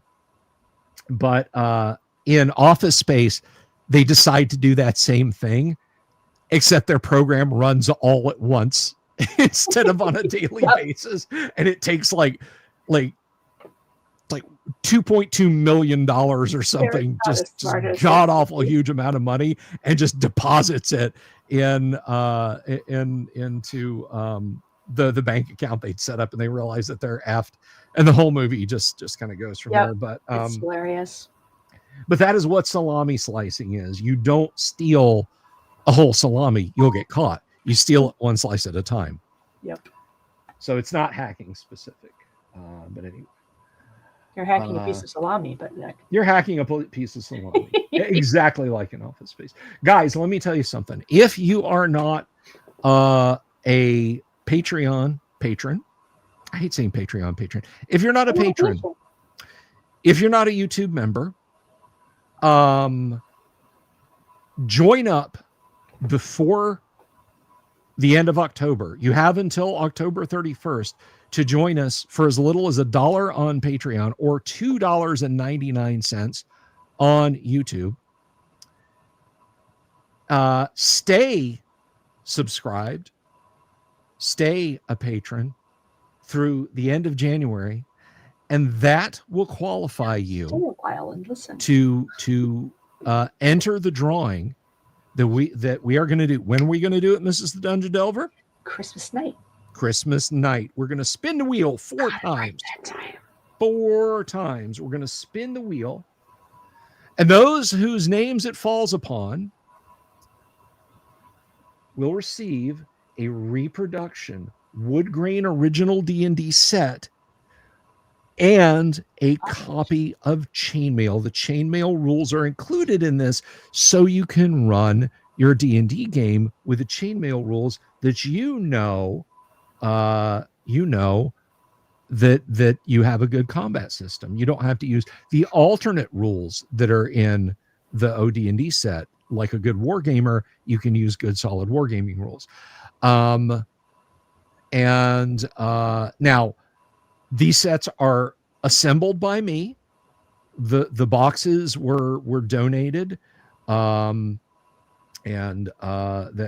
Matthew Tapp donated these boxes. He helped me set up the templates for the printing. Mrs. the Dungeon Delver helped me finalize those templates because my printers, this is not on Matt, my printers I have here were just, as they say in Russian, nekulturnie. They were uncultured. So we had to massage them a little bit. You have a bit of a thing with printers. I have a thing with printers, but the printers definitely had a thing with me under those circumstances. So it has ever been thus with you and printers. Now, this is the first and last time I will do a giveaway of these sets. If you are attending EggCon in 2026, if you are attending Page in 2026, I have donated to their charity auctions. Each of them are getting a set. So if you don't win and you want a chance to bid on, you can, if you're going to attend those cons, you can bid on this and get it there. But guys, one thing I want to emphasize, this is a fully playable version of D&D. This is not a prop. Okay. Now, if you win this and your thing is, I'm going to put this on a shelf, I'm never going to touch this, I'm going to open it. Oh my God, that is glorious. And then close it back up and sit it on your shelf. That's fine. That's flattering. But this is meant to be played with. I'm not sending this out shrink wrapped. I'm not sending this in a sealed box. You will receive this and you can open it up and you can sit down and you can start playing OD&D with it. For those who are curious, I will show you how to make the booklets. If you just want a set of OD&D booklets, I will walk you through the steps of how to make your own booklets. Not your own box. I don't know. We don't know how to make those boxes. Yeah, you'd have to buy these boxes from a wholesaler, and I hope you're prepared to spend $15,000 for a lot of like 500 boxes or whatever they are. Hello, Kabuki Kid. Kabuki, Mrs. the Delver, Kabuki. So anyway, this is the set, guys, for again, $2.99 a month. I said $1.99 a month earlier, and I apologize. It is $2.99 is the lowest I can set it on YouTube, but it's $1 a month over on Patreon. Patrons, sign up before October 31st. Stay signed up through the end of December, and you get a chance to win an OD&D repro for as little as $2. As I say, As trading little places. as $2. $1. $2. So I'm hoping that you guys will all want to jump into that. It is extraordinary. I was exceptionally lucky, Matt. For those of you who weren't here earlier, let's see. Oh, I saw that, Kabuki. She's not, I promise. But no. Not as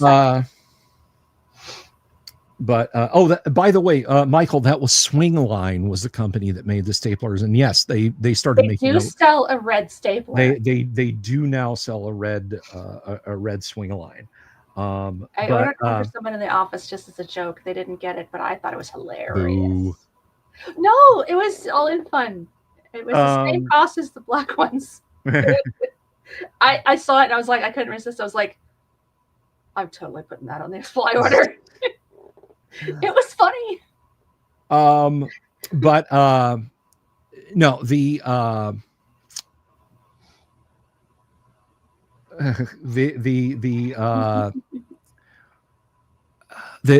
OD&D sets, guys, they're awesome. They are fantastic. And I really, again, I wish I could send everybody watching the stream just like here you go. But I can't. But I hope you'll jump in and at least take the chance to win. It's $2 dues if you want to go the cheapest possible route. That's $2 no later than October 31st, and you stay subscribed through November and December, and then your name goes on the wheel and we spin it. I will actually show you guys. I keep saying spin the wheel. Let's see. Raggedy Man. Let's see. Spinning wheel picker. See if I can. Here we go. And this might even have some names on it right here. Yes. So it has some of your names on it already. This is not an official drawing, but I am going to demonstrate to you guys how this is going to go. Mrs. the Dungeon Delver, by the way, will be here in the studio space with me. She's in the other side of the house right now. It's a little end of the house. It's a little warm. But here's our spinning wheel. Spinning wheel. Yeah. So wheelofnames.com. I click to spin. Ah. And don't watch it, it'll make you barf. It spins. And if there was a Her and the Hunter, I would click remove, and then I would spin again. Ah, Warner Girl. Ooh. And yeah,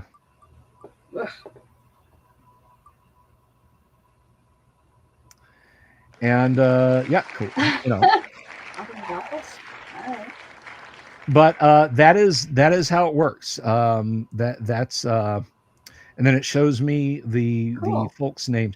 Now, one thing I do want to tell you is you don't have to be here when I give the when I present to win. You do not have to be present during the live stream to win. But I will start reaching out to you. I have some contact info for you on Patreon and on your YouTube membership. I will try to get a hold of you. You have 180 days. That is the Florida lottery does 180 days. If I don't hear from you in 180 days, we'll do another drawing. So anyway, well, let's make sure we type it all up. Yeah, I'll have all the rules for you guys to check out. Kyle Johnson says, no joke, Bill, when you said it isn't 3D printed miniatures, you thought that was a clue that I'd made some computer cast minis. No, unfortunately, I'm not that skilled. Although. No. Come on, honey, you don't want a smelting forge? No, thank you. I will tell you, some of the audience knows this, but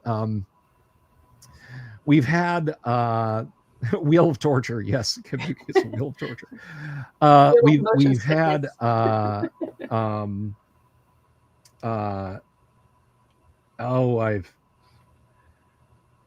John Popson. I went blank there for a second. But John Popson has been on the show, and John told me how he got into metal casting minis. Most people that cast metal minis at home, you get like the Duncan miniatures or Tiny Prince Donuts. August minis, and they're square molds, and they send you little bars of it's like tin, antimony, and lead, and you pour them in there, and you tap, you heat the stuff up over fire outside, you pour it in, and so on, and it makes a terrible mini. They're not good. John Popson decided he wanted to make his own minis, and so he figured out how to make essentially the pancake, which is a round mold for the minis, and it's made of a very durable neoprene, like stiff neoprene kind of material that's heat resistant. It's all that, and in the center of it is a hollow hub, and you pour the molten metal into that. Now it's round because it has a hub that you bolt to a motor, and you then start that motor, and as you pour the metal in, it's slinging it out to fill all the pieces. John's first spin casting machine, he bought a broken washing machine. Okay. Stripped it to pieces, so it was basically just the frame and the motor, wired the motor so it would only run at top speed. And that his miniature business used that for a long time. So when you got cast minis, it was him just standing over this thing, and it could fly apart at any second, and probably certainly noisy and shaking and everything else. But that was how he spun cast. Now, I have looked at a lot of stuff. And I have said, wow, I want to do that. I want to try that. The box sets, all over the place, resin miniatures. I even have some Oyumaru for copying minis. Basically, it's a Japanese modeling clay. It's like silicon modeling clay. You heat it in boiling water, and you mash it down on. It's used for a lot. Yeah. You mash it down onto something, and then you can make a negative mold with it. But and I spent $8 and bought a little box of Oyumaru, and I have made a few things with Oyumaru that I cast out of I cast out of epoxy sculpt. I heated it in the oven so it would become as rigid and tough as Dwarven Forge, and I did that. I've tried that. I am not ever going to say, you know what I need in my house? I need a 3,500 RPM electric motor that has a platter full of molten metal sitting on it. That's a good choice. And a bucket of molten metal to pour into it while it's spinning at 3,500 RPM. I think that's wise, because I think that's probably you saying, I want to stay married. No interest in doing that. I don't even want to do forecasting. I don't think we want to lose our health insurance. No, because someone would end up in the ER multiple times. No, wait, that'd be you. I mean, just, and I mean, dealing with molten heavy metals anyway, and light metals, just How do you live in a molten environment? The fume hazard from resin is hard enough on you. Yeah, and I smell everything. So yeah, I'm not metal. If I was going to do something metal cast for this show, spoiler alert, I never will. I would go to John and I would say, "Can you cast me X, Y, or Z?" Part of the reason why I never will is because I would want to pay him what it's worth. I cannot afford to pay him what it's worth. I would not come to him and say, "Hey, could you do this for free?" That's not going to happen. The Pompeii experience. Yeah. No, we're all very imaginative people in this family. Yeah. I think we've already sort of imagined the Pompeii experience way too much.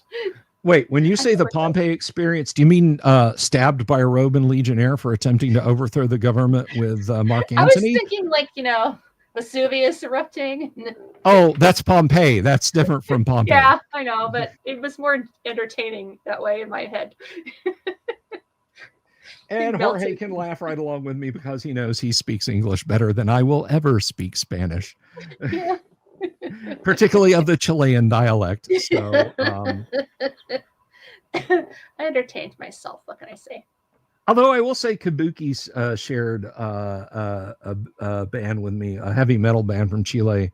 Was it last week or week before? That was pretty kickin' rad. Actually, I quite enjoyed it.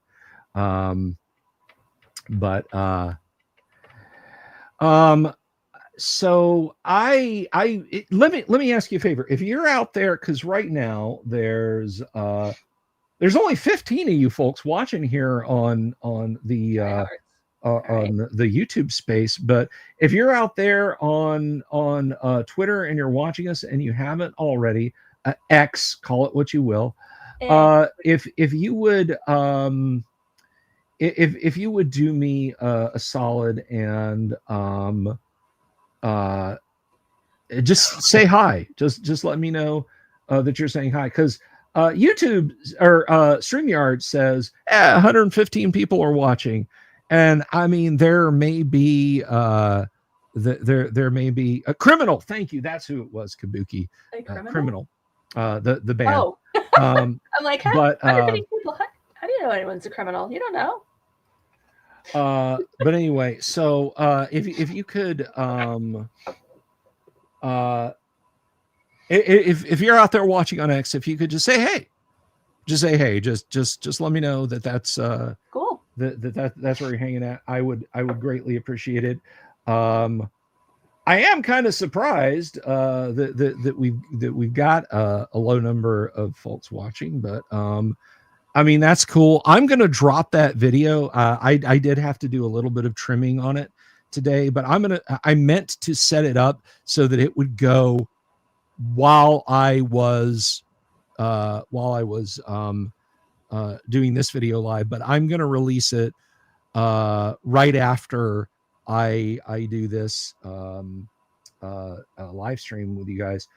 Now I can't remember if I mentioned this on this stream. If I did, it was way at the beginning. I think I may have done it way at the beginning, but I will repeat myself then. October 1st is when Gary incorporated TSR. I did not know that when I picked this day to be the day of days when I would tell people about the Repro OD&D set, that Matthew Tapp helped me get the stuff to make, that Mrs. the Dungeon Delver helped me actually get the covers lined up. But I did not know at that time that it was Gary's the day that he incorporated TSR. So I just kind of picked today because I thought, well, we're getting close to the holidays. We're in that fall festival kind of mood where you can't really ignore the fact that Christmas is right over there. No, not over there. Look to the right, and yeah, that's it. It's right over there. So I thought, well, October 1st, that's perfect, because we, we'll take memberships and patron signups until October 31st, if you want to be considered for the set.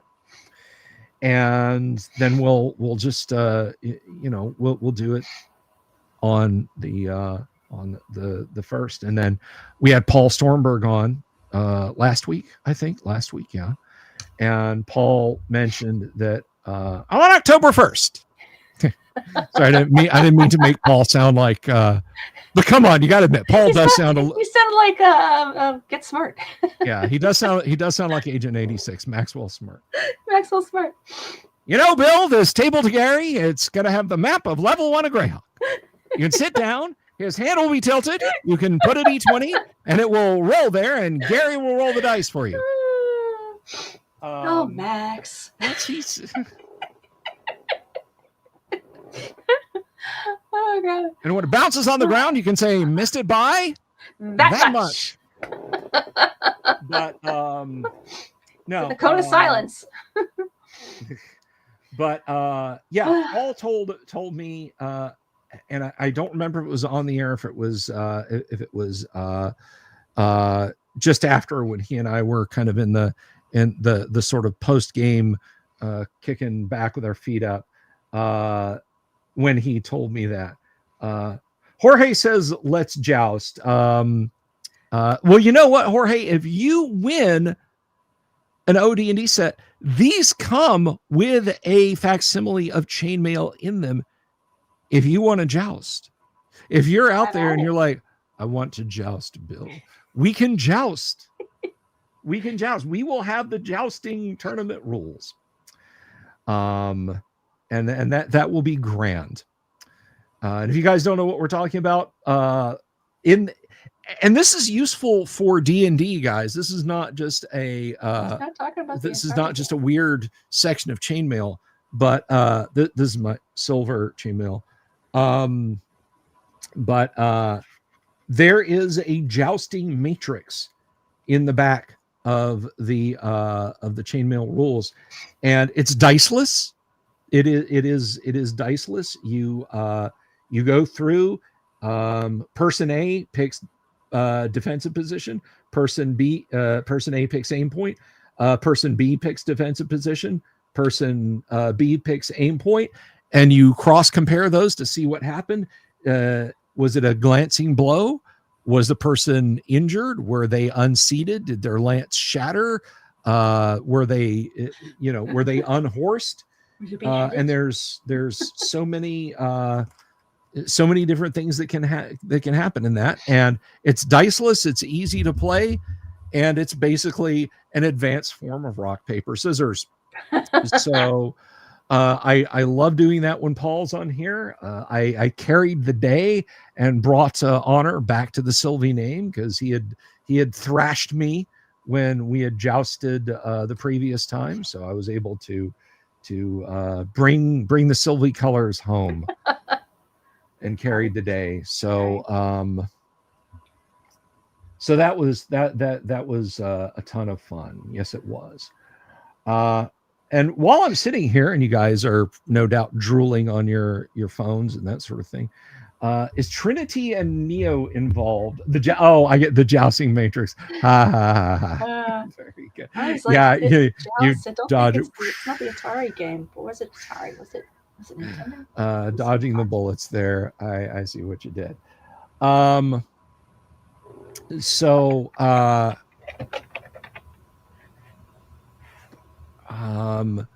D&D questions, guys. Does anyone have? I mean, we're in a historical mood. We've got the OD&D set. We're going to be not singular OD&D sets. We're going to be giving away on Christmas night. Christmas night. That's right.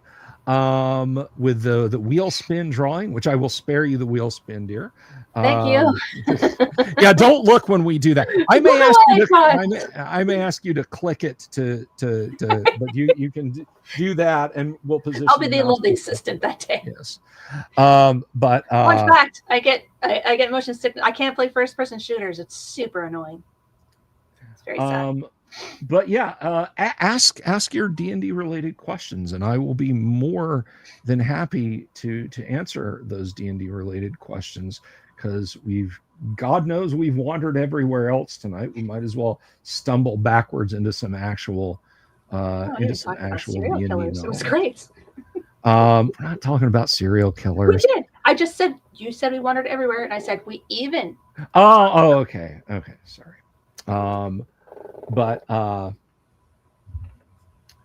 yeah, so oh, there was a question earlier. Bob Gnarly's Bob Gnarly, I'll just say it, asked earlier, am I staying off of Wizards of the Coast radar?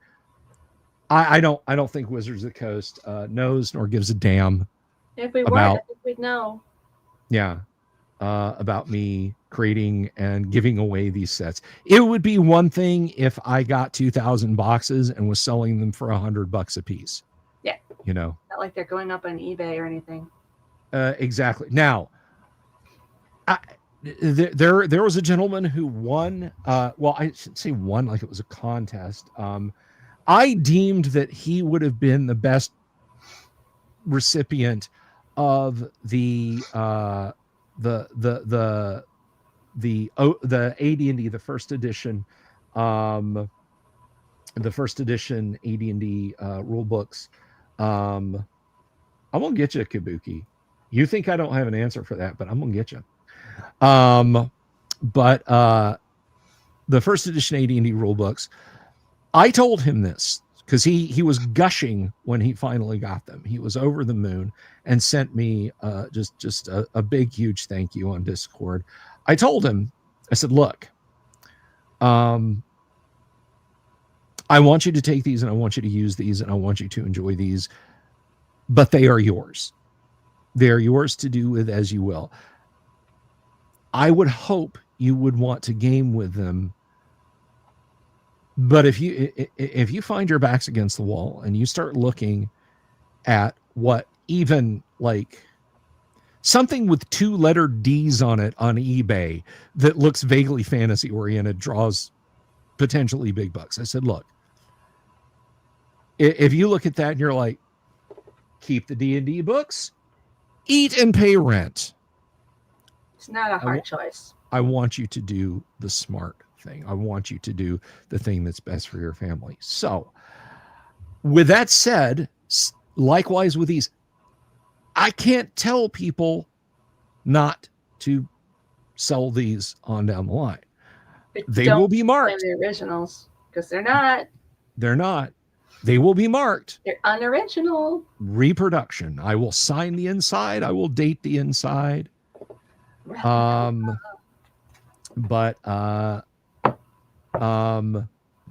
once they're in your hands, that is your it's on you. That is entirely your kettle of fish. That's your bag, baby.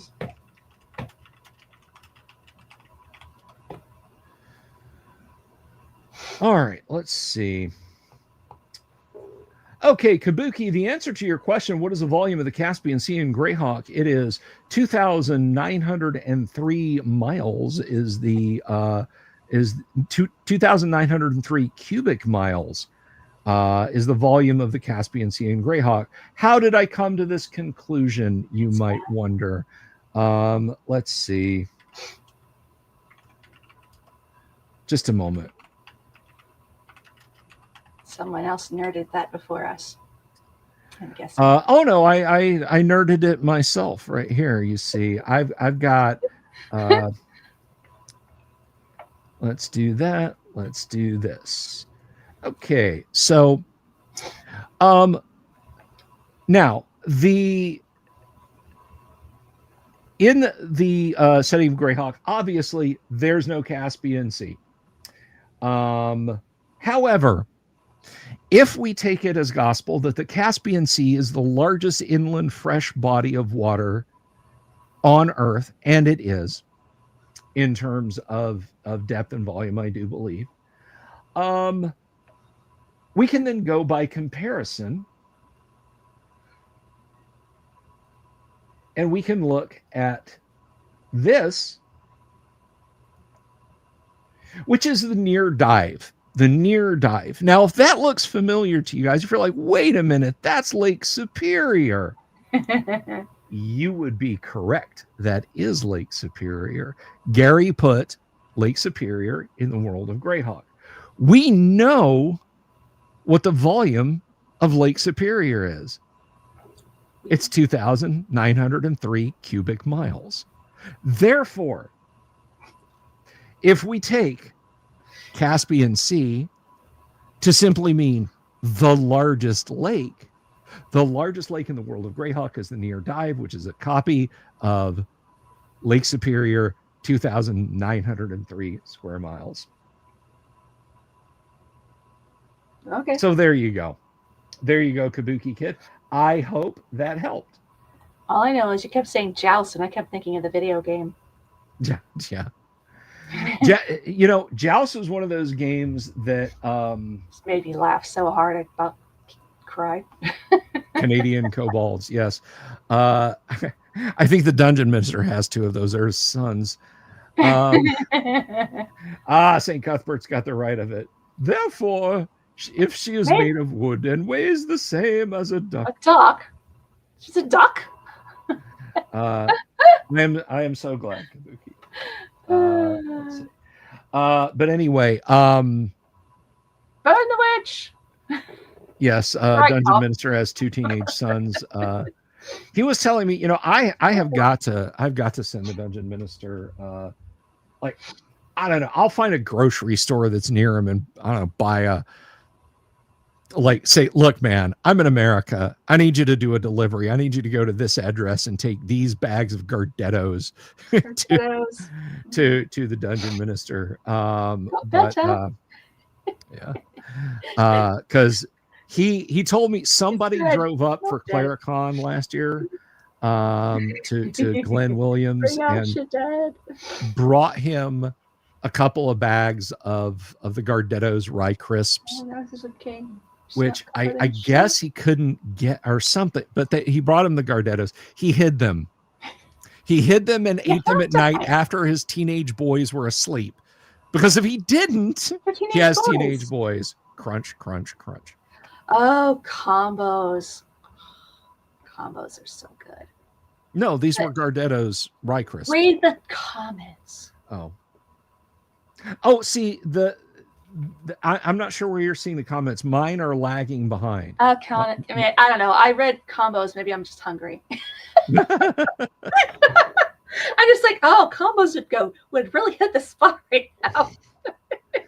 Alas, I don't. I do not. The pretzel ones are okay, but only the cracker ones with the cheddar. Yeah, you got me thinking about Gardettos, and I'm like, oh, combos are good.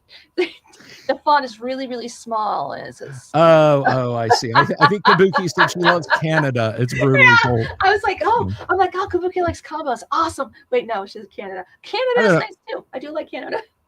I don't know, Kabuki. You a fan of combos at all? Can you help Mrs. Delver out? I don't like them. I've never heard of Gardettos. Okay, so they're little tube-like shape, about that big each, and it's like a cracker with it in the center. Like this tube has like cheddar cheese. Good.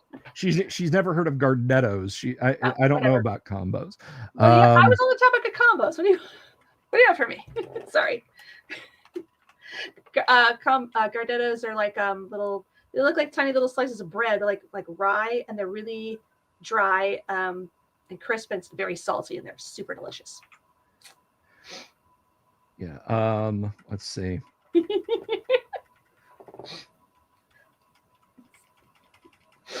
I was up really late last night and I'm getting punchy. Yeah. Mrs. Delver, if you need to scoot, I completely understand, my dear, my darling. Anyway, yes, Gardetto's right, Chris. Ben Kabuki has said combos. Gardettos are like a trail mix of various pretzel bits, probably. But you can't go back to just the bread things.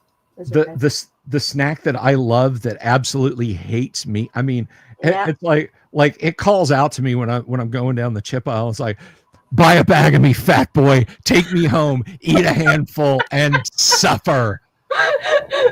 Our Hanover's pretzel bites. Oh no, never! I'd like drag you out of that aisle. Like, don't do it. The hot honey mustard Hanover pretzel bites. No, they're so good. They're terrible. So they smell bad and they make you feel miserable. Like they absolutely destroy me. They do. They're horrible. Yeah, I can't.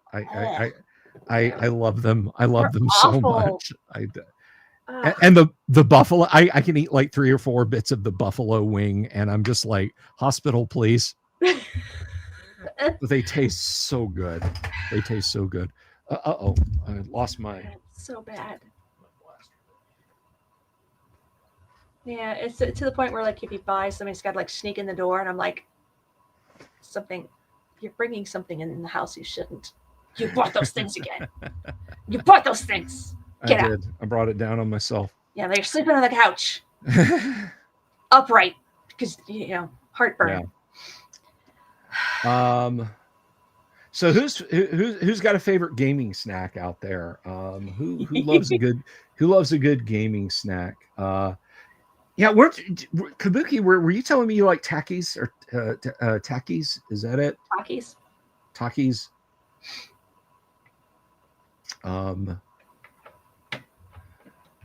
But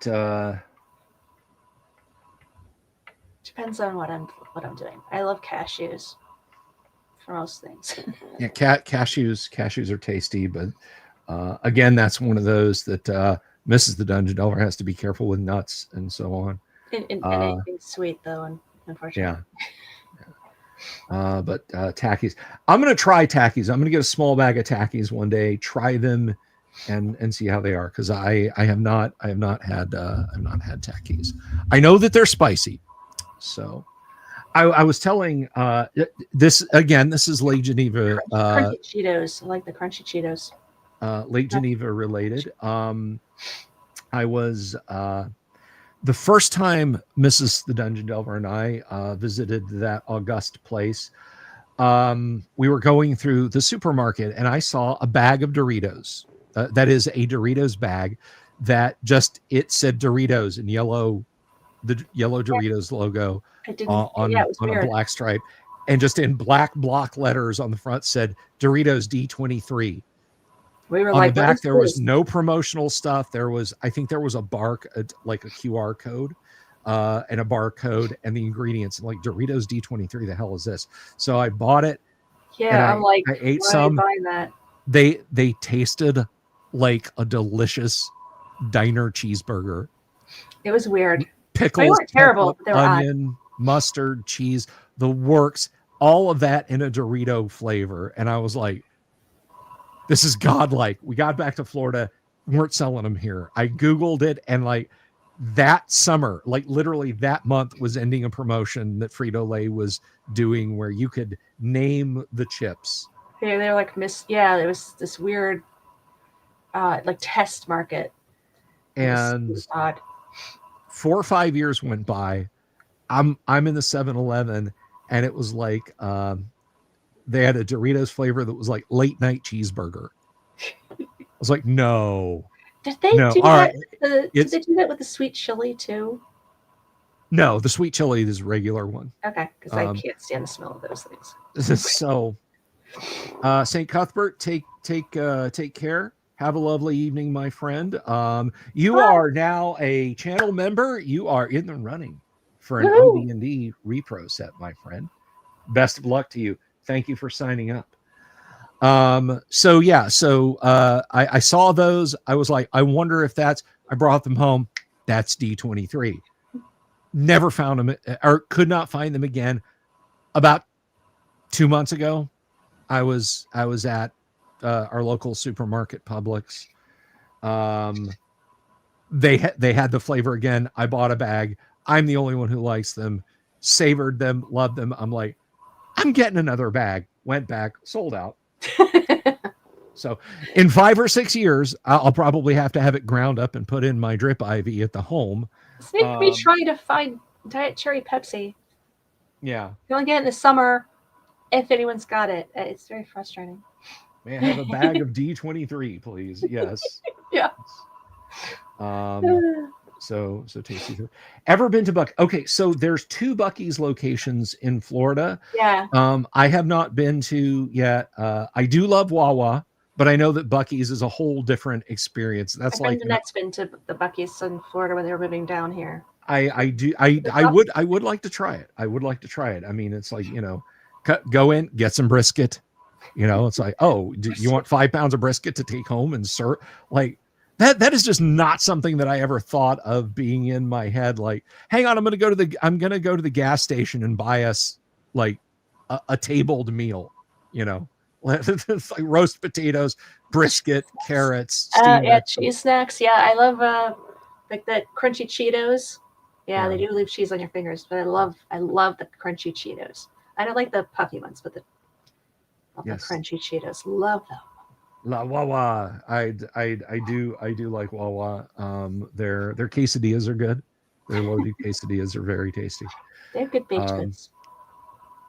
Yeah, all the food. And again, that is not something like, I'm going to go to the gas station and get something. When I was a kid, if you were buying food at the gas station, it's like you were a truck driver. You were buying a hot sandwich. Or you were like, making really questionable choices in the middle of the night. Either or, yeah.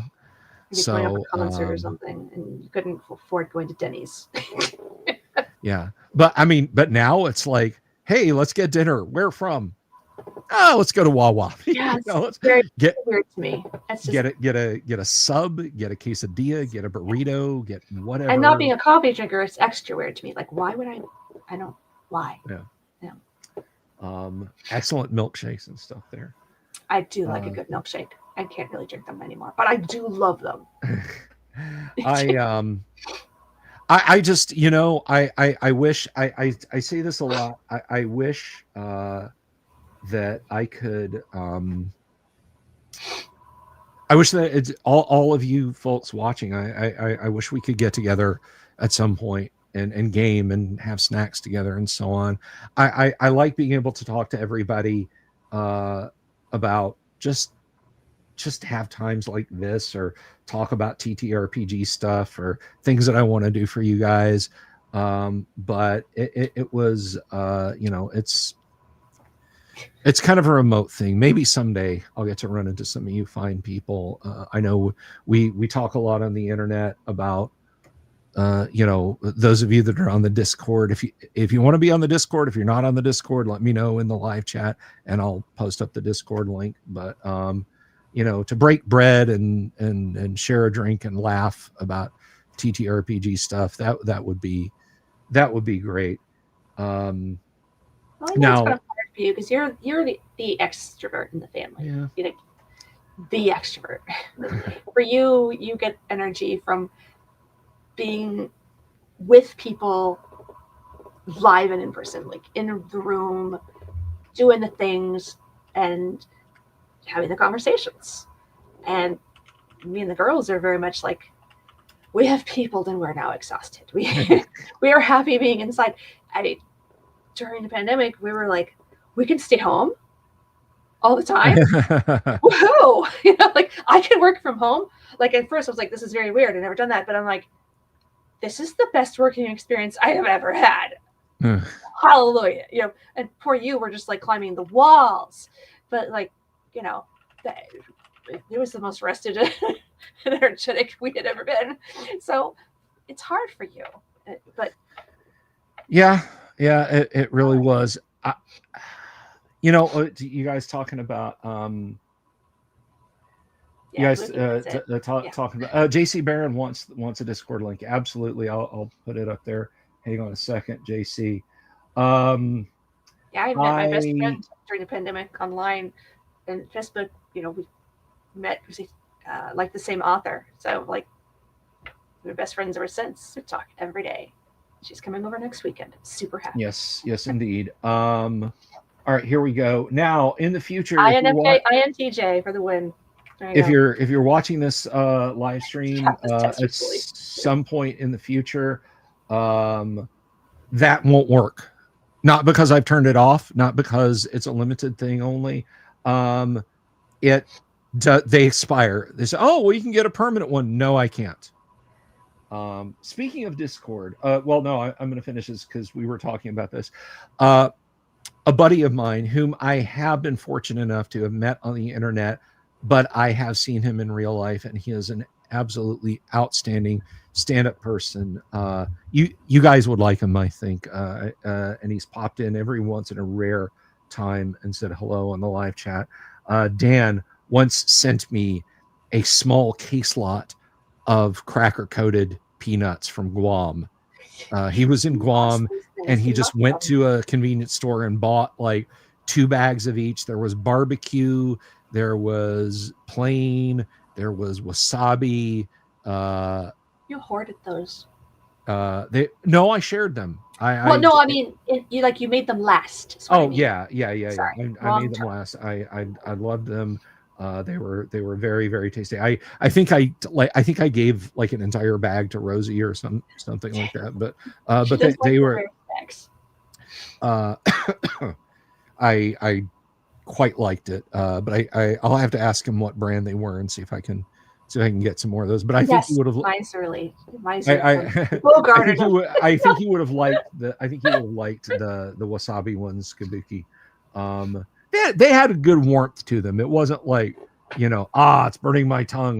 That's great. But no, they had a good warmth to them. Guacamole's a good snack like that. And the girls and I like why am I blanking? Hummus. Hummus is great snack. A little garlicky, but good. I had when I was in Cozumel, I had the most amazing meal. We missed out on the good fresh food. You got it though. So I'm glad one of us did. Yeah, we just the pico de gallo, just everything was amazing. When I had that lunch in Cozumel after I went diving. Anyway, no, I was going to talk something gaming related. Damn it, I don't remember what it was. Graph Paper Architect, hello. Have you been watching and listening for a while, GPA? Do you know? Do you see something different in front of you here on the screen? Other than Mrs. the Dungeon Delver? Yep, I have the answer. You have the answer? You're pointing. Oh yes. No, sorry, you just got here. Well, Graph Paper Architect, I am glad you just got here because now it is time to again. Oh, I know what I was going to talk about the Discord. But I'm going to tell since Graph Paper Architect first got here. Graph Paper Architect, what you see before you on my right, this is not a fake. It kind of is, but it is not a hollow prop. It is not an illusion. This is a reproduction, original Dungeons and Dragons wood grain set. You know what? Let me see how Cam 3 is looking.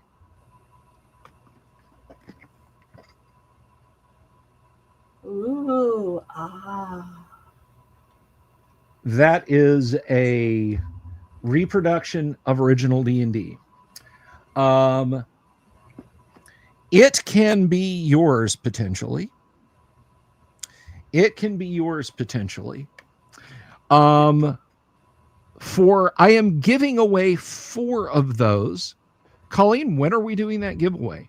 On Christmas night. On Christmas night. That is December 25th, 2025. We are doing a wheel spin giveaway. Yes, come to the Discord. We do have great music channels there. But here's what you have to do to qualify. You can support the channel via Patreon. for as little as $1 a month, or you can support the channel on YouTube for as little as $2.99 a month. And you need to become a supporter, a member, a patron, no later than October 31st. Not like, the open set so you can do it on November 1st. No later than October 31st, 2025. Sign up, stay a supporter until December 31st, 2025. December 25th, we're going to have a spin drawing. If you are in that group, we will add your name to the list. And if you are selected, you will receive not just a reproduction of original Dungeons and Dragons, a high fidelity reproduction of original Dungeons and Dragons in a wood grain box. No, sir. You will receive a high fidelity reproduction of chainmail. That's right. That's right. If you want to use the combat system in chainmail, if you're not comfortable using the alternate combat system in OD&D, it is provided. So 4 game booklets, a completely playable game. This is not a showpiece. This is a go piece. But what you do with it, if you win it, is entirely up to you. If you're like, this is going up on the mantle, no one touch it, no one look at it, I'm putting it in an argon gas pumped Lexan box. That's we might look at you a up little to you. funny, but you can do what you want. It is meant to be played, though. This is handmade by me. We got a great amount of assistance from Matthew Tapp, who provided the boxes that these are being put in, and provided the assistance, the instruction on how to make the books. These are they. And yes, this does come with the reference sheets also. Let's see. Let me jump over here to Cam 3 so that you can see GPA. So you can see there's all you need to run a game of original Dungeons and Dragons. This game contains hobbits, ents, and balrogs. I should point out. Hobbits and ents and balrogs. Oh my. And I keep talking about them. I haven't shown them off yet. I will now present. These are the reference sheets. The aforementioned reference sheets. And they're just, this is basically the early Dungeon Master screen. It has inventory, it has spell lists, it has saving throws, it has 2-hit charts, it has XP tables and whatnot. So easy reference sheets. You don't have to keep taking the books out. Lawsuit Inc. I hope not. It says I can homebrew my paladin with it. If I thought you were sincere, I would make sure you won, and then I would poop in the box before I mailed it to you. Rude. He knows what he did, Cully. But anyway, so GPA, if that's something you'd like a crack at winning, sign up for YouTube membership. It's over there by Mrs. Delver. Cinnamon Pop-Tarts are good. Or if you're feeling thrifty, I know that times are tough. You can become a patron for as little as $1 a month. Now, some folks watching this might go, I'll just go support you on Patreon for free. It's for paid patrons and members. Thank you for the patronage, y'all. I do appreciate it. And to the question of what is going on with Patreon and let's see, remind me to mark because I'm not restarting my PC right now. Windows. To the question of what is going on with my patron patron rewards and YouTube membership rewards for the Master Thief level. Starting in January, Mrs. the Dungeon Delver will ride herd on this, don't worry. But starting in January, I will return to creating modules for our Master Thief supporters over on Patreon. The one thing somebody, like, I had a couple of people sign up and they asked me, okay, guys, I don't know how to do this. All right. If anyone out there has any suggestions on how to do this, somebody said, hey, I signed up for your Patreon.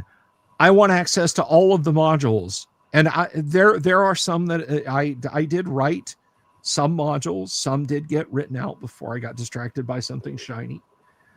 But someone asked, how do I get access to all the previous modules?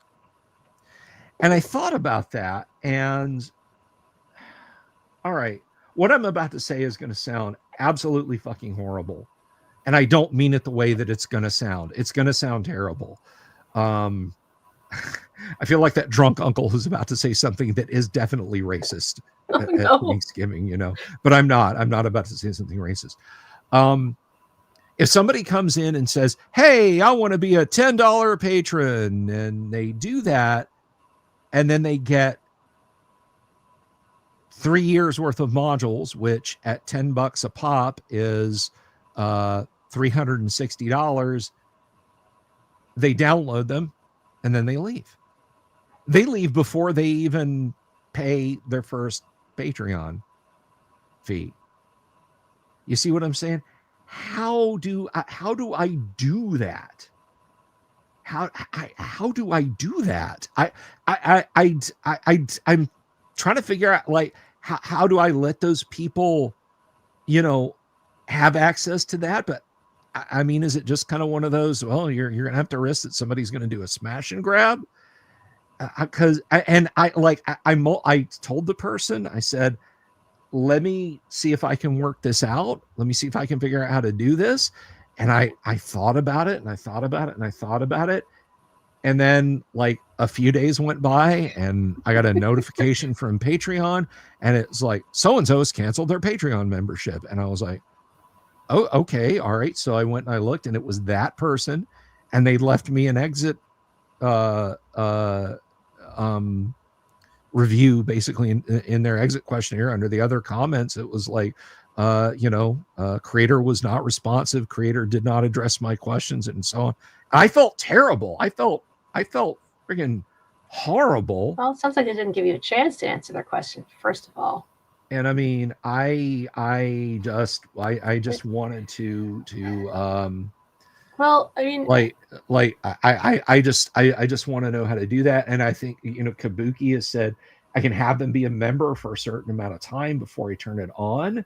I was thinking that also. I don't think that's unreasonable. There's an author. I follow a lot of independent authors, and a lot more and more of them are going to Patreon because Amazon treats them kind of like crap, and it's been getting worse. And there's one that I really like. I've been following her for many years, and one of the things that she's doing, which I'm like, if I had the money to do it, I would do it. One of her top tiers is, and you have to be in the tier for 2 months. But when you are, she'll send you a printed copy of her newest book, like in the mail, like physical copy. So I mean, that's a good deal. And her books are big books. I love big, thick books. So I mean, and they're always really beautiful as well. So, and independent authors, they don't make a lot off their books. So I think it's like a $20 tier. So you're getting the next book before it's released publicly directly to you, but you have to be a member for 2 months. So, I mean, yes, it's a physical copy, so it's a little different, but there are artists who do things like that. So it's not unheard of. There's lots of different creative ways to do things like that. So, and And there are podcasters who will say, at a certain tier, higher tiers, you get availability to all their past videos or all their past podcasts. Now, those aren't PDFs. Those aren't written works. So it's a little different because you can't just like copy that and distribute it out somewhere. So written work, I think you need to be a little more careful with. So I don't think that's unreasonable to be more careful with it. And if that person didn't like it, then frankly, no offense, fuck them. Yeah. I mean, I think at the end of the day, I'm going to have to open it up and just kind of hope that people don't, first of all, put a time limit on it. Yeah, there are some there are time limits that you can have access to all of them, but it only for certain times. Yeah. I don't think it's unreasonable either. Yeah, I'll just have to figure out levels, and there's stuff that there's stuff that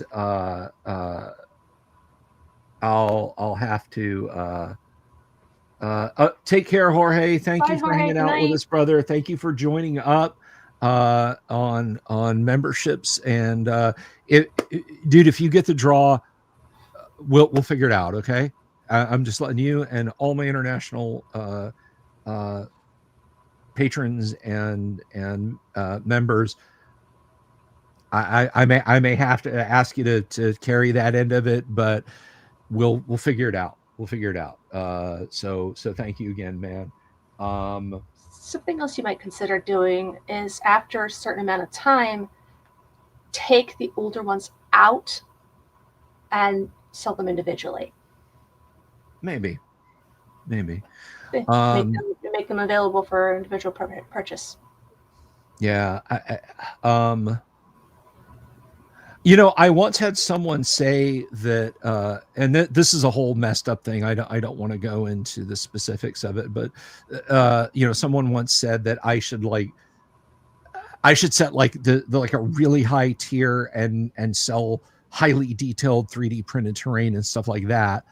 But with stuff like that, there is a whole issue of shipping and it's a lot more work than I think you want to do. It is.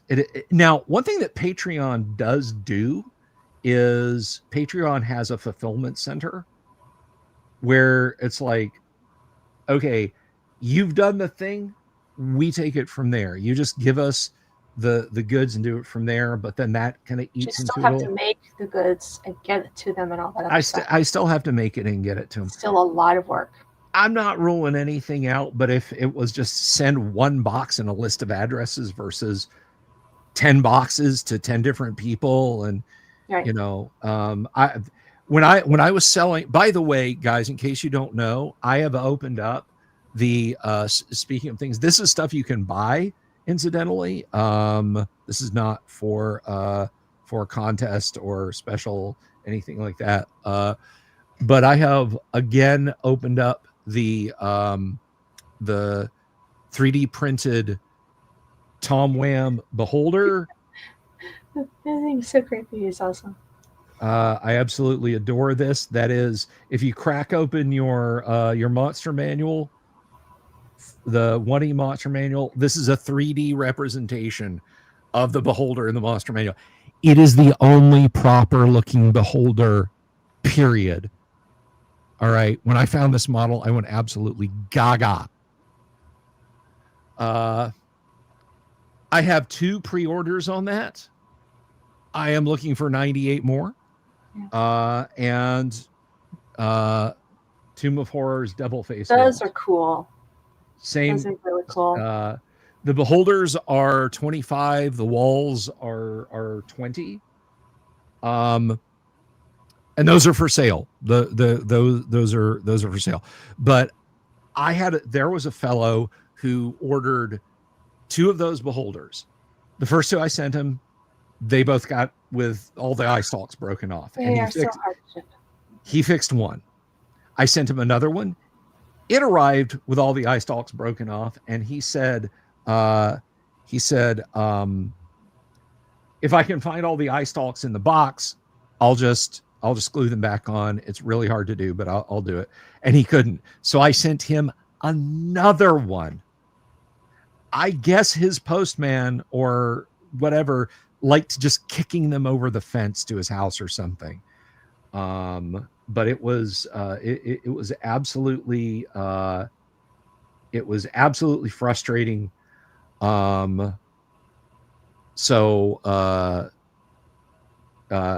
I mean, if I could just send a box of very well packed, 3D printed gigaws and do that for like a mid-tier thing, I would absolutely do it.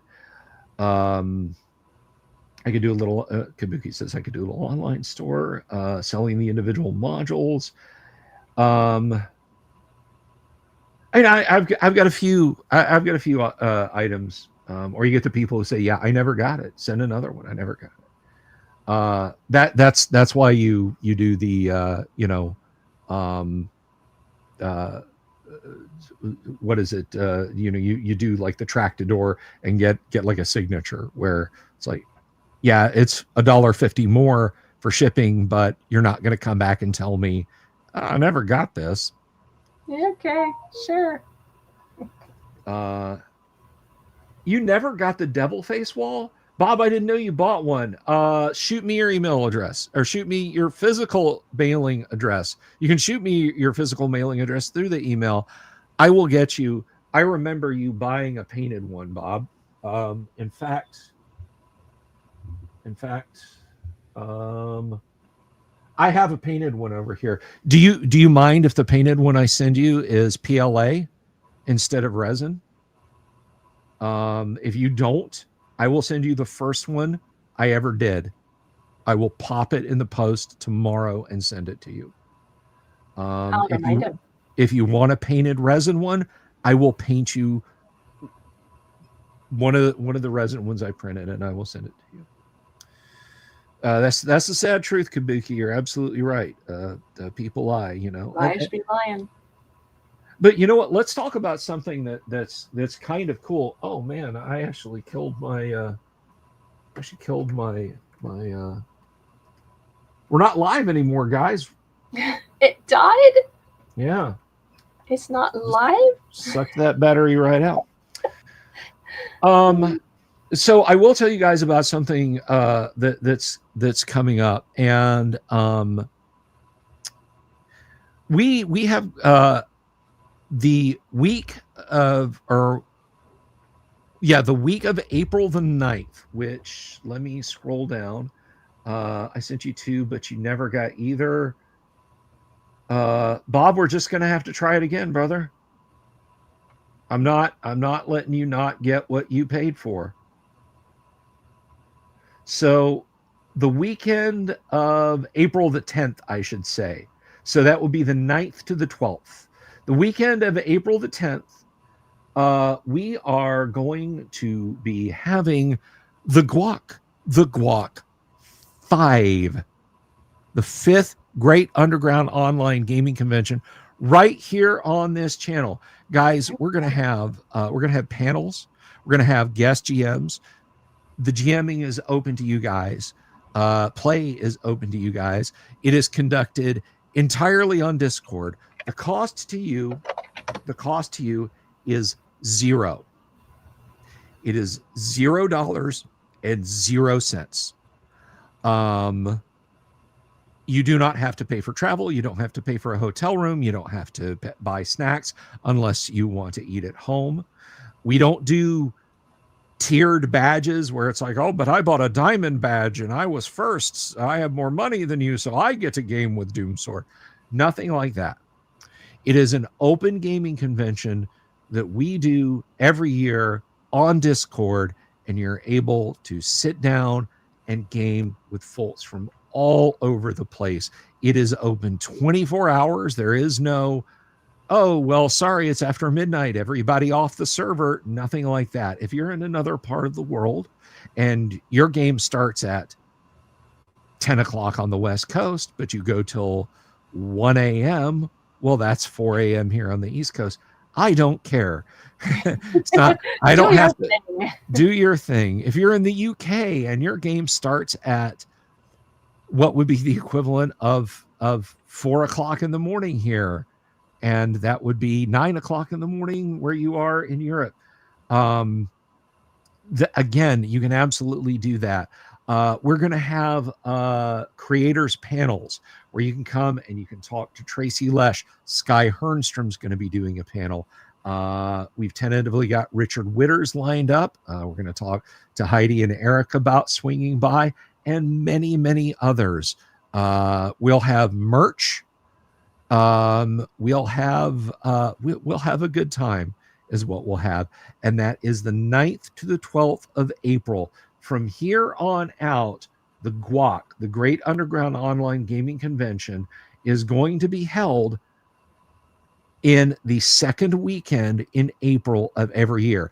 Now, I started this to commemorate my channel going over 1,000 subscribers, which happened in the middle of March. There's something else that happens in the middle of March. Yes. Mrs. the Dungeon Delver, what is it that happens in the middle of March? That would be our wedding anniversary. That's right. I am not sequestering myself in my office for 4 or 5 days and not peeking out at the sun. No, thank you. So, but I was getting to where I was starting to push it into like June and early July. Yeah, it's hot. Just bonkers. It's just bonkers to do it, to keep pushing it out that late. So from now on, second week of April, GWOC, we'll have t-shirts, pint glasses, everything you can buy. That is a collab jam between myself and Dungeon Minister. We will have, what else will we have? Like I said, we will have the creators doing panels. I will be running games. Other people will be running games. If you, that's right, Runeward. That's right. Runeward, did you just pop in, or have you been here the whole time?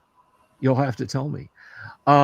So when you if you want to sign up, I'm going to put the Discord right now. Adepticon happens in the middle of March. Well, good for Adepticon. I can't make it to that anyway. It's St. Patrick's Day. We like that too. But let's see. The GWOC. There it is. It is on the following server that I'm about to paste here. All right. Runeward. I'm going to ask you a question in a second, Runeward, when I get done talking about this. JP Got Rockets, have you been hanging around for a while? Or did you just get here too? Doesn't matter, because I'm going to tell Runeward and then you're going to know. But so that is the Discord. Now, let me tell you something. If you want to play in a game, congratulations. By going to the Discord, you're registered for the convention. I'm going to do a video. You know what? I think tomorrow night, because we don't have a guest lined up, I'm going to talk about getting to GWOC and getting signed up for GWOC. But for right now, if you go to the Discord, you're basically signed in, and you tell me that you want to be a game master. That's it. That's your special game master badge. It's that easy, guys. It is excellent. So I hope that you will want to sign up for the Great Underground Online Gaming Convention when this channel reaches 10,000 subscribers. That's never gonna happen. I will have the GWOC, the Great Underground Overland Gaming Convention. See, I don't have to change the merch. Did you go to GWOC? No, I stayed home and went to GWOC. So that is how that's going to happen. It's not little faith. It's a wise mind. So JP got rockets. Runeward Gaming. Gaze upon the Dungeon Delver here, and notwithstanding the dead live sign. You know what? I think some Duracell batteries would make it work. So it did make it work. If I hucked some Duracell batteries at it, that would work, and then it would be live throwing copper.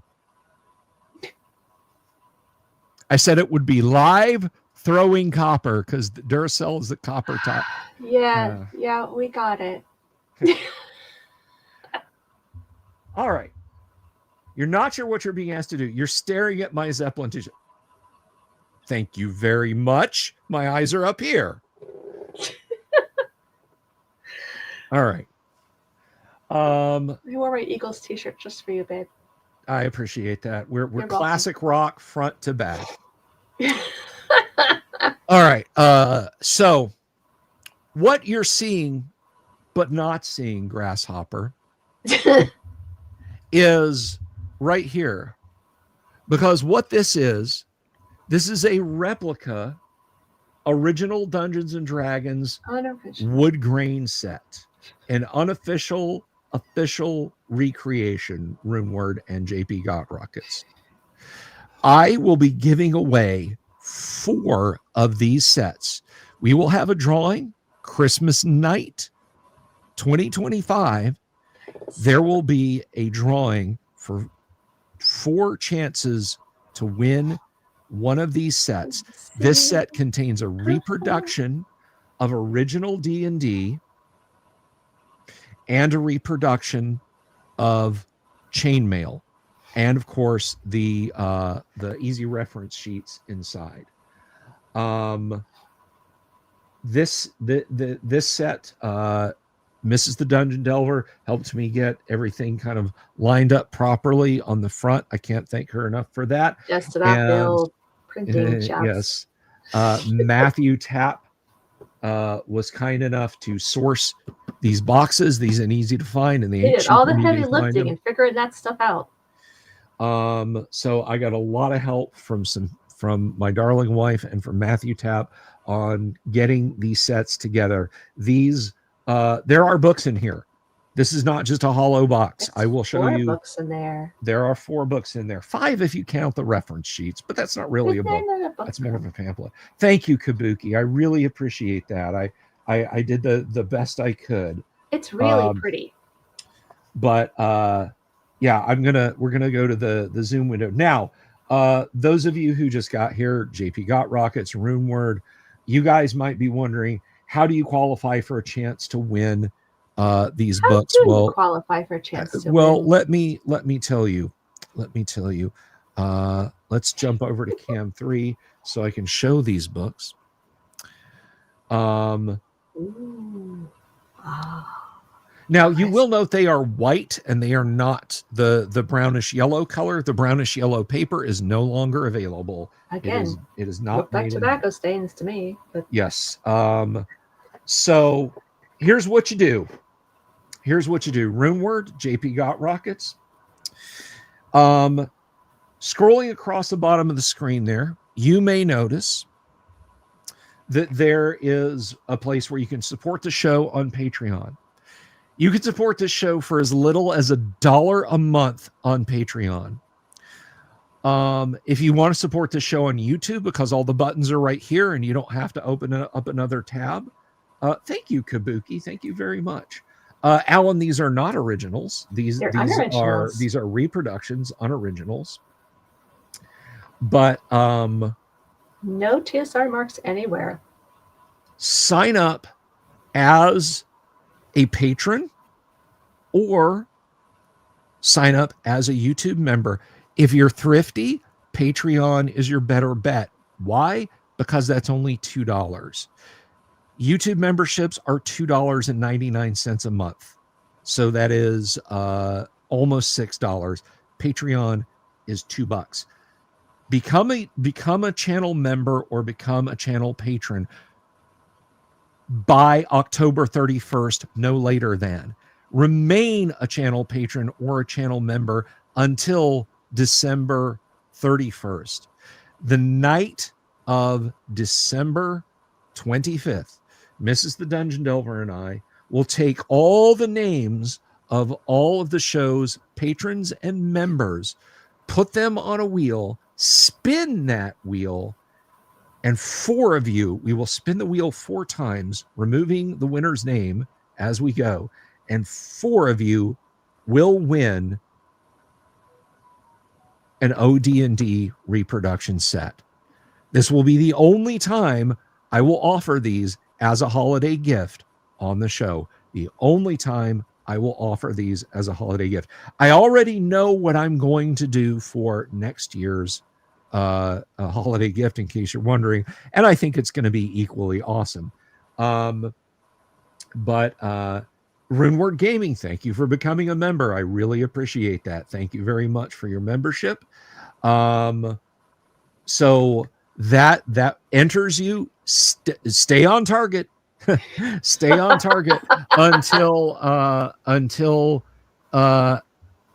the end of the month, the end of December, and you may win one of those sets. Last year's holiday stream was a lot of fun. It really was. I liked having Mrs. the Dungeon over here. We're going to have some, I think we're going to have some company over this Christmas if you kids can behave. Maybe. I'm excited about that. So if that's your thing, if that's your jam, then please join us as a Patreon supporter, join us as a YouTube member, and you will get a crack at one of those sets. Now, if you're in a foreign land, overseas shipping is a bear. However, I will not exclude you. However, you will have to you will have to come to terms with the shipping costs. But if you're overseas and you win, I think you can agree having a wood grain set is probably worth what it's going to end up costing. So now I'm asking too much, asking you to behave. I have Kabuki right here with a pipe wrench. You decide if it's worth it to misbehave. You decide if it's worth it to misbehave. You guys say please, please, please, and all I have in my head is the Smiths. Yes. Let me get what I want this time. Yes. Yeah, it can be. I was somewhat mollified by the cost of international shipping when I was at the post office shipping out something. But her wrench has an MP3 player in it. It plays Immigrant Song by Led Zeppelin when she does that. So will myself and Mrs. the Dungeon Delver autograph the books? Michael, I will sign if Mrs. the Dungeon Delver, if you want her signature in the first of all, you will have to tell, I guess, yeah, you're the first lady of the Delver's Dungeon. But which sounds kind of odd, but no. If you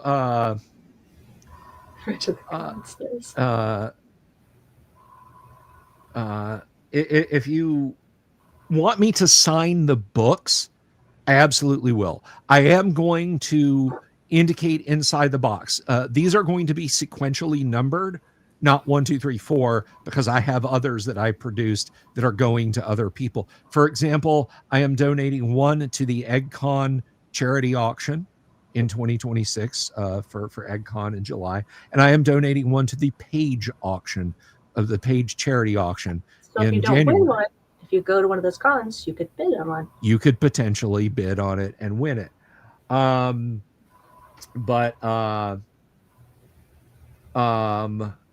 So there's those. There's some that I'm giving as gifts to some very people. tight friends, very close RL friends are going to get some of those sets. But so these will be sequentially numbered, but it'll be like 5, 6, 7, 8, or 6, 7, 8, 9, something like that. You will your set will be indicated, first of all, that it is a reproduction, second of all, the date that it was made, third of all, which of it is.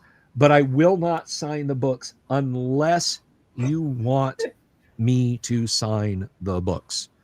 If you really want my signature in the books, I will.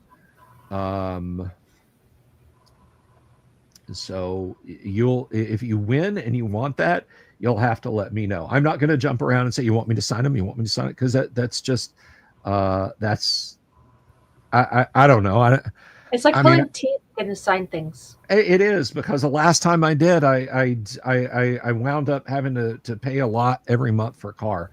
I just, there was something in the paperwork about filling my mouth in with cement if I missed a payment. I don't know, but I didn't want any more truck with that. But no, like people asked me to sign stuff. Bob Gnarly's Bob Gnarly, if you're still out there, asked me to sign a copy of The Lost Crypt that I mailed to him.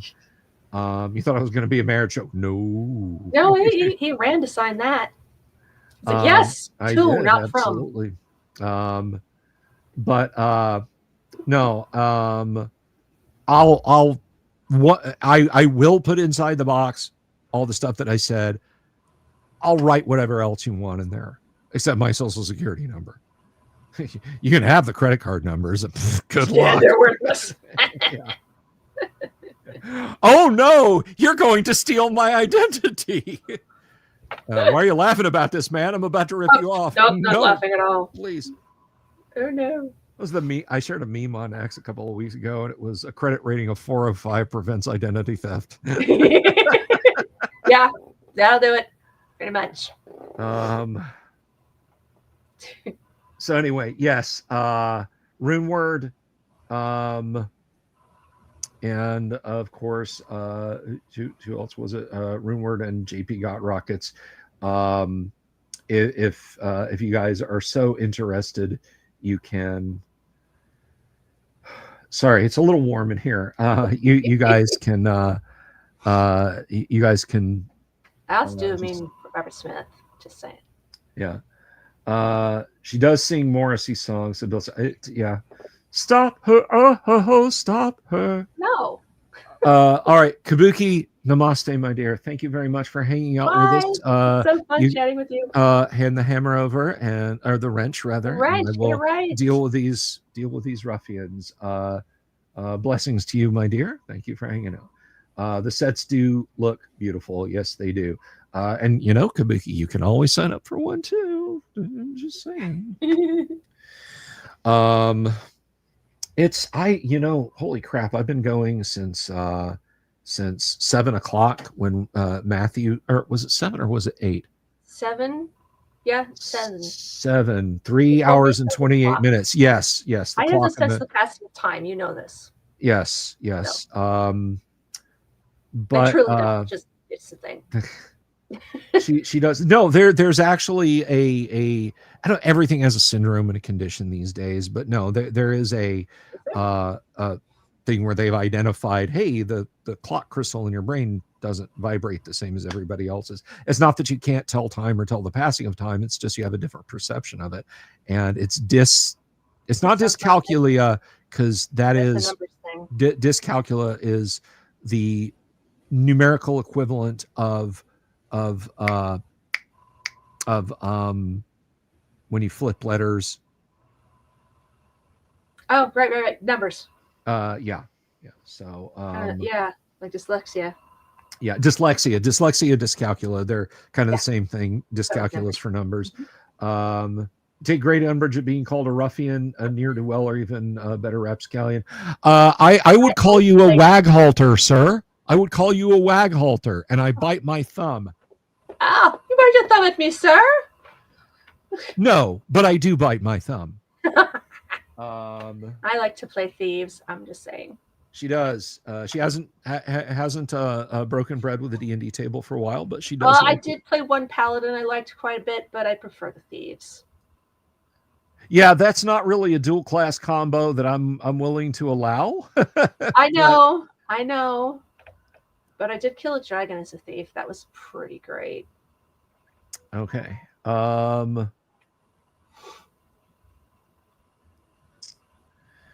Yeah, no, it's some kind of syndrome about time. Yeah, some sort of syndrome about time, but yeah, yes, no, it's a real thing. It's a real thing. I know it's real. It's called. Welcome to my life. All right. Life. Well, I am going to upload the videos of the pre-recorded video that I did advertising the sets. I didn't like paladins. Like I don't play clerics, so I'm not a terrible magic user player. Terrible at it. Love paladins. I love playing paladins myself. You know what? Let me see before I go. Let me see if I can find this. Hang on just a second, guys. I liked my paladin. My paladin was named Rosamund. She was quite a kick-ass paladin. I really liked her. Played her for a long time. Don't remember which god she called. Yeah, she was a really good paladin. I usually play thieves though. I think I played Rosamund longer. Bill's probably got her character sheet somewhere. I don't remember.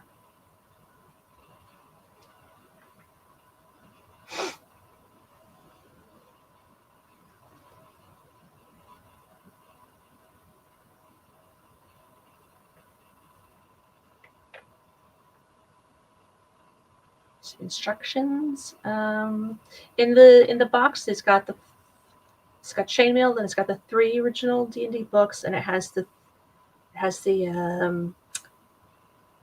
do you call them, the sheets that come with it. But yeah, I think their instructions, the original what do you say they were? The sheets that come with it. Yeah, I think he said they were what originally became that they eventually became the Dungeon Master screens. So I think that's what you would call the instructions. So yes, it's all included in the box.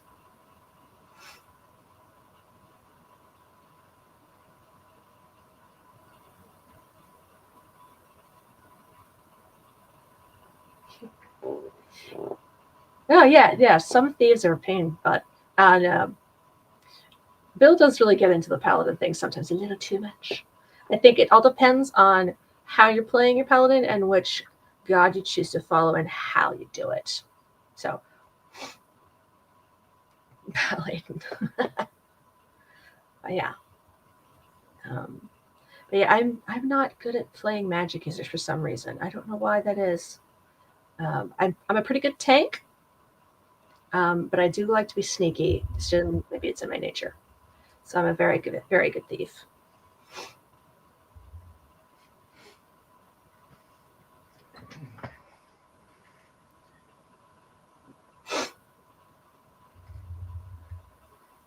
Not sure what he's looking for. Okay, I was gonna show this off real quick. This is the miniature. This is the miniature that I painted up for Colleen's paladin once upon a time. Yes. Maybe she will take up the sword again. Let me go. I was trying to remember which god I followed as Rosamund. I think Heronius. That sounds right. I feel like it was Heronius. All right, hang on. Let's see. I don't know that this will come in focus. It's a very good telephoto camera, but it does have a fixed focus. Yeah, no, that's basically useless. I'm sorry. Colleen knows how good it looks. Oh yeah, this is a really good paint job. I loved that character. One of the better ones. It was a good redhead. Yes. My thief was redhead too. It was not planned that way. Nope. I just red hair was kind of a hard thing to do because it's like okay, do I do it? do I do it just like with a splash of red? No, of course you don't. You do. It's not like carrots, and it's not red. Yeah, you do. You start with brown.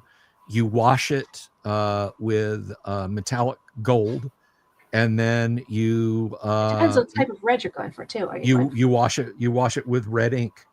That's how you get red hair on a miniature. Yeah, that's how I get red hair on a miniature. Are you going for strawberry blonde? Are you going for auburn? Are you going for something in the middle? Are you going for that sort of carrot red? It's Yeah. Not in my campaign, JP. Sorry, buddy. Yeah, no. I appreciate what you're saying. I'm terrible at playing any kind of magic user. I'm bad at it. I don't enjoy it. Now, if you have a human who has the dual class chops, or if you are playing and well, it's not really explicitly stated that elves can do this, but I definitely think if you're playing a human and you've got the dual class chops, maybe you started as a ruffian in the city and you made it up to 5th level of thief, but you couldn't bring yourself to be an evil thief, so you're neutral good. And so you fled to the wilderness and took on with a group of survivalists, and maybe you become as a ranger. So maybe you do that. Alan wants a how to play OD&D video. I could conceivably do that someday. JP got rockets. What is your before we wrap, because I'm sorry, I'm really starting to wind down. JP got rockets. What is your foolproof formula for red hair? I would love to hear it. And while he's typing that, I will remind you guys the rest of the week, tomorrow is an open night. We will probably talk some about we will talk about the guac, about getting, how you can guac. I will go over more rules. I will browbeat you guys again about how to win a chance, not win a chance, but how to qualify. Have a chance to win, qualify. Thank you. How to qualify to win the OD&D reproduction sets, and who knows what else. And then Friday, we start, of course, we will start our wonderful, our wonderful Call of Cthulhu game that is running 5 nights this year. 5 nights this year. Can't believe that one time we played and we were in a forest and I rolled for fear and I ended up with a fear of trees. Yes. I went running in a circle and ran right into a tree. Agoraphobia. That's not the first time that's happened in a Call of Cthulhu game. It's hilarious and terrible.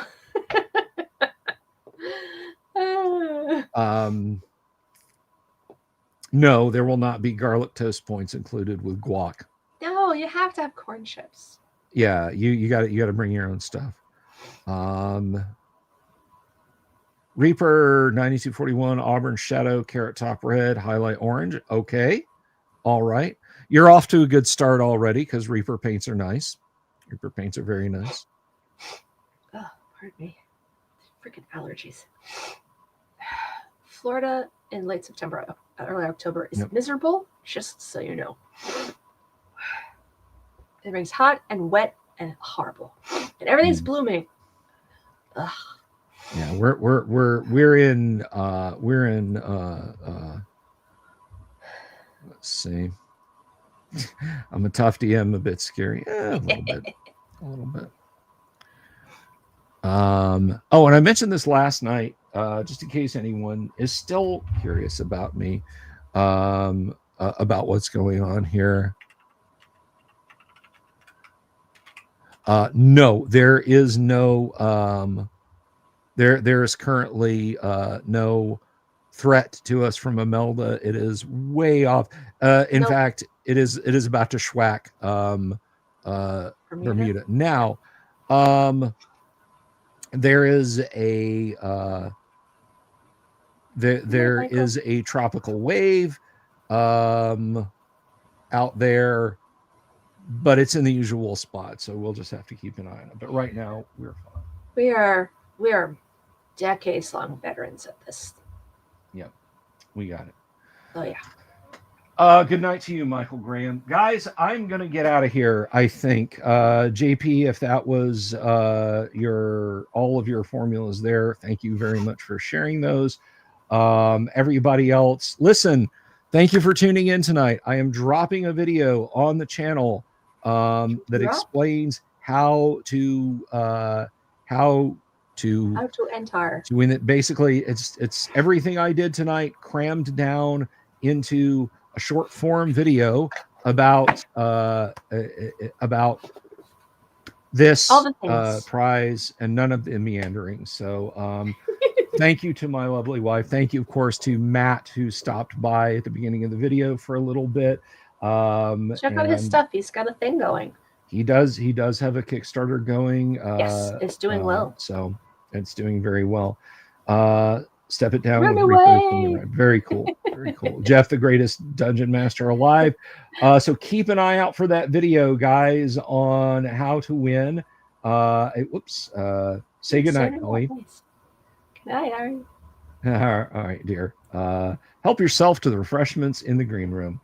I'm gonna do this, and I'm gonna bid you guys good night. And so that will conclude the evening. Watch for the video on how to win yourself a reproduction OD&D set, or at least qualify to win a reproduction OD&D set. But until then, the one thing I can guarantee you that I won't include in that box set, because they are a Greyhawk monster, not an OD&D monster, is the Owl Bear. Peace. Good night. Love you all.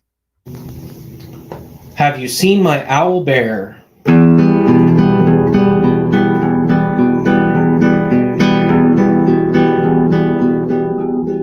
Here's to all the weirdos everywhere, in the woods and in the air. Have you seen my owl bear? Should I shave off all my hair? Bobs are all around, some live in tunnels underground. Some are fat, some are rich, some are sleeping in a ditch.